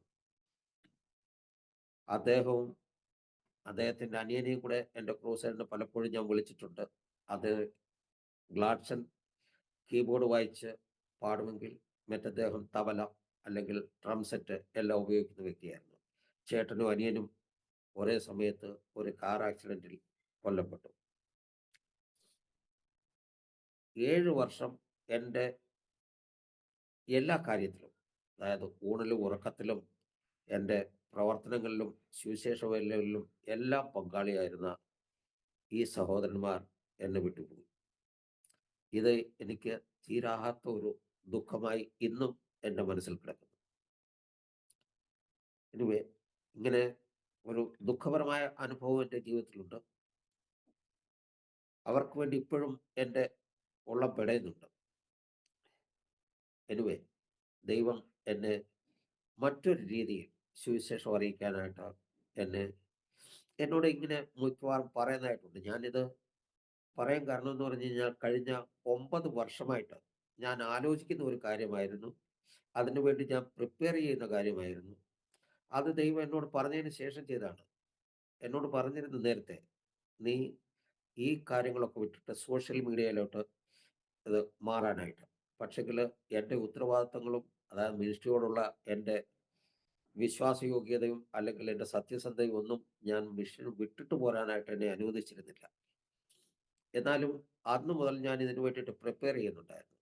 എന്നാൽ ഈ സംഭവങ്ങളൊക്കെ നടന്നതിന് ശേഷം, ഈ രണ്ടാമത്തെ ഓർഗനൈസേഷനും വിട്ടതിന് ശേഷം ദൈവം എന്നോട് പറഞ്ഞു, ഞാൻ നിന്നോടൊരു കാര്യം പറഞ്ഞിട്ടുണ്ടായിരുന്നു, അത് നീ ഇനിയും ചെയ്യുക. ഇനിയും നീ ഒരു ഓർഗനൈസേഷനിലും പങ്കാളിയാകാതിരിക്കുക. നിനക്ക് താല്പര്യമെങ്കിൽ നീ എൻ്റെ വേല ചെയ്യുക സത്യസന്ധതയോടെ. എൻ്റെ വചനം മായമില്ലാതെ മറ്റുള്ളവരോട് അറിയിക്കുക.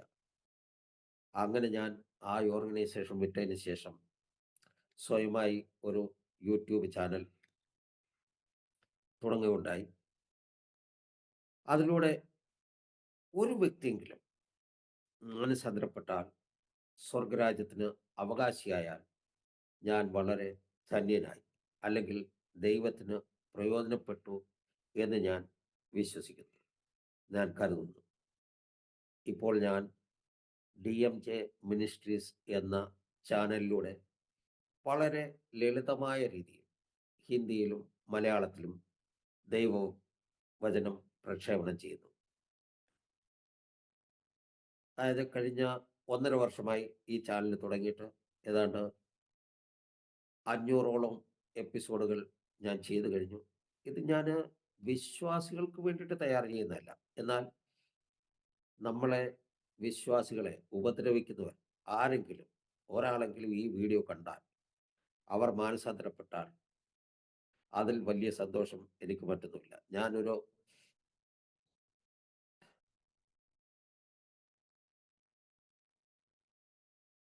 സാമ്പത്തിക ലാഭത്തിന് വേണ്ടിയോ അല്ലെങ്കിൽ മറ്റ് എന്തെങ്കിലും ലാഭത്തിന് വേണ്ടിയോ അല്ല ഈ ചാനൽ തുടങ്ങിയതോ അല്ലെങ്കിൽ ഇത് ചെയ്യുന്നത്. എൻ്റെ ഉദ്ദേശം ഇത്ര മാത്രമേ ഉള്ളൂ, ഒരാളെങ്കിലും, ഒരു വ്യക്തിയെങ്കിലും ഇത് കണ്ട് മാനസാന്തരപ്പെടുക. എൻ്റെ കേൾവിക്കാരോട് എനിക്ക് പറയാനുള്ളത്, ഈ ലോകത്തിൽ നമ്മളുടെ ആവശ്യങ്ങൾ, നമ്മളുടെ വിഷയങ്ങൾ, നമ്മുടെ വിഷമതകൾ പങ്കുവയ്ക്കാൻ, നമുക്ക് ആശ്രയിക്കാൻ ഒരേ ഒരു വ്യക്തി മാത്രമേ ഉള്ളൂ. അത് നമ്മുടെ യേശുക്രിസ്തു മാത്രമാണ്. നമ്മെ രക്ഷിക്കുന്നവൻ, നമ്മെ വീണ്ടെടുത്തവൻ, നമ്മെ കാക്കുന്നവൻ, നമ്മെ സഹായിക്കുന്നവൻ, മരണവാശങ്ങളിൽ നിന്ന് നമ്മെ വിടുവിക്കുന്നവൻ യേശു മാത്രം. ആ യേശു എന്നെ മരണശൈലിയിൽ നിന്ന് വിടുവിച്ചുവെങ്കിൽ നിങ്ങളെയും വിടുവിക്കാൻ അവൻ ശക്തനാണ്. നമുക്ക് പ്രാർത്ഥിക്കാം. ഞങ്ങളെ അതിവാത്സല്യമായി സ്നേഹിക്കുന്ന ഞങ്ങളുടെ സ്വർഗീയ പിതാവേ, എന്നെ കേൾക്കുന്നവരിൽ ആരെങ്കിലും രോഗത്താൽ ഭാരപ്പെടുന്നെങ്കിൽ അവിടുത്തെ ആണിപ്പാടേറ്റ കരം അവരുടെ മേൽ വെച്ച് സൗഖ്യം നൽകണമേ എന്ന് ഞാൻ പ്രാർത്ഥിക്കുന്നു. ആരെങ്കിലും സാമ്പത്തിക ഭാരത്താൽ കടങ്ങളാൽ ഭാരപ്പെടുന്നുവെങ്കിൽ അവരുടെ എല്ലാ ബാധ്യതകളും നീക്കി അവരെ അനുഗ്രഹിക്കണമേ എന്ന് പ്രാർത്ഥിക്കുന്നു. അവിടെ നിന്ന് അങ്ങനെ ചെയ്തിരിക്കാൻ സ്തോത്രം ചെയ്യുന്നു.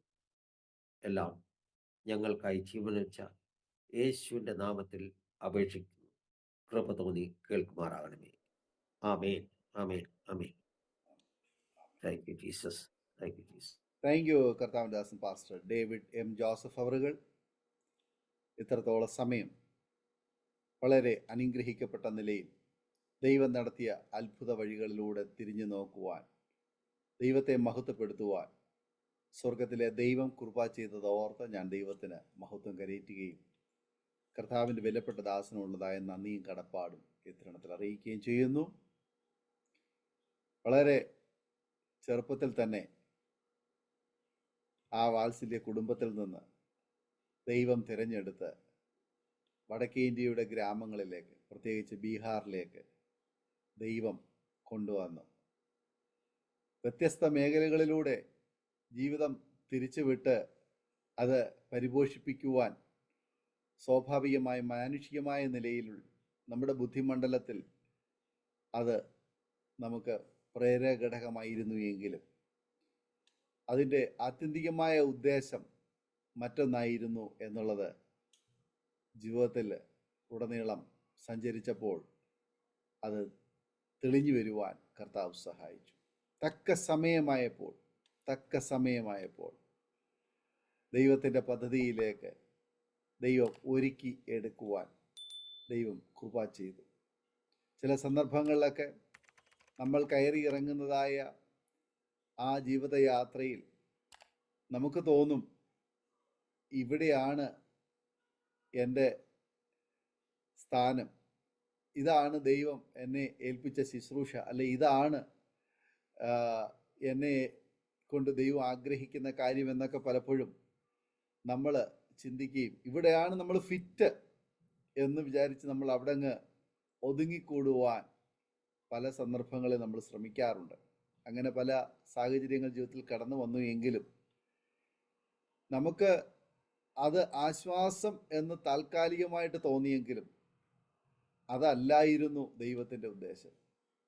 ചുരുക്കം പറഞ്ഞാൽ, മോശ രാജാവിൻ്റെ കൊട്ടാരത്തിലായിരുന്നപ്പോൾ അവിടെയാണ് ശരിക്കും തൻ്റെ ജീവിതം അല്ലെങ്കിൽ പ്രവർത്തന മണ്ഡലം എന്ന് വിചാരിച്ചു. എന്നാൽ നാളുകൾ കഴിഞ്ഞപ്പോൾ, ദൈവത്തിൻ്റെ സമയമായപ്പോൾ അവിടെ നിന്ന് ദൈവം വിളിച്ചിറക്കി യിത്രോവിൻ്റെ ഭവനത്തിൽ വന്നു ആടിനെ മേയ്ക്കുവാൻ തുടങ്ങി. ഒരു ഘട്ടത്തിൽ വിചാരിച്ചു ഈ ആടിനെ മേയ്ക്കുന്നതാണ് തൻ്റെ ശുശ്രൂഷയെന്ന്. എന്നാൽ ആടിനെ മേയിച്ചുകൊണ്ടിരുന്ന മോശയോട് ദൈവം മുഖാമുഖമായി സംസാരിച്ചു. ദൈവത്തിൻ്റെ നിയോഗം തന്നെ ഭരമേൽപ്പിച്ചു, ശുശ്രൂഷ ഭരമേൽപ്പിച്ചു. ജനത്തെ അഥവാ മിസ്രൈമിൽ നിലവിളിക്കുന്ന ജനത്തിൻ്റെ കണ്ണുനീര് കണ്ട സ്വർഗത്തിലെ ദൈവം മോശയെ അഭിഷേകം ചെയ്ത് ആ മിസ്രൈമിലേക്ക് തിരിച്ചയച്ചു. എവിടെ നിന്ന് താൻ വന്നോ അവരുടെ അടുക്കലേക്ക് ദൈവം മോശയെ അയച്ച് ജനത്തെ വിടുവിക്കുവാൻ, ദൈവം ആരെന്ന് അവിടെ വെളിപ്പെടുത്തുവാൻ ദൈവം ഉപയോഗിച്ച ചില പ്രവൃത്തികളെ നമുക്ക് ഈ ഭാഗങ്ങളിലൊക്കെ കാണാൻ കഴിയുന്നു. ജനത്തെ വിടുവിക്കുക എന്നുള്ളതായിരുന്നു മോശയെ കൊണ്ടുള്ളതായ ദൈവീയ ഉദ്ദേശം. ഒരുപക്ഷെങ്കിൽ അന്ന് ഒരുപാട് പിഞ്ചു കുഞ്ഞുങ്ങളെ ആ നൈൽ നദിയിൽ വലിച്ചെറിഞ്ഞ കൂട്ടത്തിൽ ഈ കുഞ്ഞും കൊല്ലപ്പെടേണ്ടിയിരുന്നു. പക്ഷെ ദൈവം ഏൽപ്പിച്ചു കൊടുത്തില്ല. കർത്താവിൻ്റെ ദാസൻ്റെ ചെറുപ്പത്തിൽ തന്നെ ഒരു പക്ഷെങ്കിൽ മറ്റേതെങ്കിലും വഴികളിലൂടെ തിരിഞ്ഞു പോകാമായിരുന്നു, നഷ്ടപ്പെട്ടു പോകാമായിരുന്നു, അന്യപ്പെട്ടു പോകാമായിരുന്നു.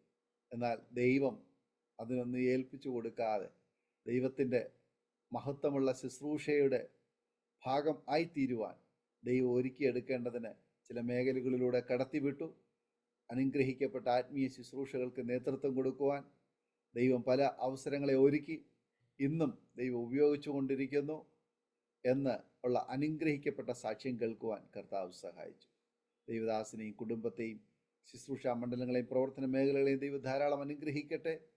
വടക്കേ ഇന്ത്യയുടെ ഗ്രാമങ്ങളിൽ, ദൈവം അയക്കുന്ന ഇടങ്ങളിൽ ഒക്കെ കർത്താവിന് വേണ്ടി ദീർഘായുസ്സോടെ, ആരോഗ്യത്തോടെ, ബലത്തോടെ പ്രയോജനപ്പെടുവാൻ എല്ലാ അവസരങ്ങളും ഒരുക്കട്ടെ എന്ന് ഇത്തരണത്തിൽ ആശംസിക്കുകയും പ്രാർത്ഥിക്കുകയും സമയം വേർതിരിച്ചതിന് പ്രത്യേക നന്ദിയും കടപ്പാടും ഒരിക്കൽ കൂടി അറിയിക്കുന്നു. കർത്താവ് അനുഗ്രഹിക്കട്ടെ. രോമാറ്റി ഇവിടെ പ്രേക്ഷകർക്ക് ഈ സാക്ഷ്യം ഒരു വേറിട്ട അനുഭവമായി തീർന്നു എന്ന് ഞങ്ങൾ വിശ്വസിക്കുന്നു. നിങ്ങൾ കേട്ട ശേഷം നിങ്ങളുടെ പ്രിയപ്പെട്ടവർക്ക്, സുഹൃത്തുക്കൾ കൂടി ഷെയർ ചെയ്ത് കൊടുക്കണം. നിങ്ങളുടെ വിലയേറിയ അഭിപ്രായങ്ങളും നിർദ്ദേശങ്ങളും കമൻറ്റ് ബോക്സിൽ രേഖപ്പെടുത്തണം. നിങ്ങൾക്കൊരു പ്രാർത്ഥനാ വിഷയമുണ്ട് ഞങ്ങളുമായി പങ്കിടുവാൻ നിങ്ങൾ ആഗ്രഹിക്കുന്നുവെങ്കിൽ, അതല്ല ഞങ്ങളെ കോൺടാക്റ്റ് ചെയ്യാൻ നിങ്ങൾ ആഗ്രഹിക്കുന്നെങ്കിൽ, സ്ക്രീനിൽ കാണുന്ന വാട്സപ്പ് നമ്പറിൽ ഞങ്ങളെ വിവരം അറിയിച്ചാൽ തീർച്ചയായിട്ടും ഞങ്ങൾ നിങ്ങൾക്ക് വേണ്ടി പ്രാർത്ഥിക്കുകയും നിങ്ങളുടെ വിഷയങ്ങൾക്ക് ഞങ്ങളാൽ കഴിയുന്ന മറുപടി തരികയും ചെയ്യുന്നതായിരിക്കും. സാക്ഷ്യം പറഞ്ഞ പ്രിയപ്പെട്ടവരോടൊപ്പം എല്ലാ തിങ്കളാഴ്ചയും രാത്രിയിൽ 9 മണി മുതൽ പ്രാർത്ഥിക്കുവാൻ അവസരമുണ്ട്. നിങ്ങൾക്കും അതിൽ പങ്കാളികളാകാം. അതിനായി നിങ്ങളെ എല്ലാവരെയും ക്ഷണിച്ചുകൊള്ളും. അടുത്ത അനുഗ്രഹിക്കപ്പെട്ട സാക്ഷ്യവും വചനചിന്തയുമായി നാം വീണ്ടും കൂടി കാണുമ്പോഴേയും എല്ലാ പ്രിയപ്പെട്ടവർക്കും good bye. God bless you all. Amen. ഓർമ്മയുടെ മനോരഥത്തിൽ മായാത്ത ഓർമ്മയ്ക്കായി അരോമ മാട്രിമോണിയിൽ നിന്നും ജീവിത പങ്കാളിയെ കണ്ടെത്തൂ. നിങ്ങൾ ഒരു ക്രിസ്തീയ ജീവിത പങ്കാളിയെ അന്വേഷിക്കുകയാണോ? അതോ മക്കൾക്ക് അനുയോജ്യമായ ഒരു തക്ക തുണയ്ക്ക് വേണ്ടി പ്രാർത്ഥിക്കുന്ന വ്യക്തിയാണോ? എങ്കിൽ അരോമ മാട്രിമോണി നിങ്ങൾക്ക് വേണ്ടിയാണ്. ഇന്നു തന്നെ സൗജന്യമായി രജിസ്റ്റർ ചെയ്യൂ.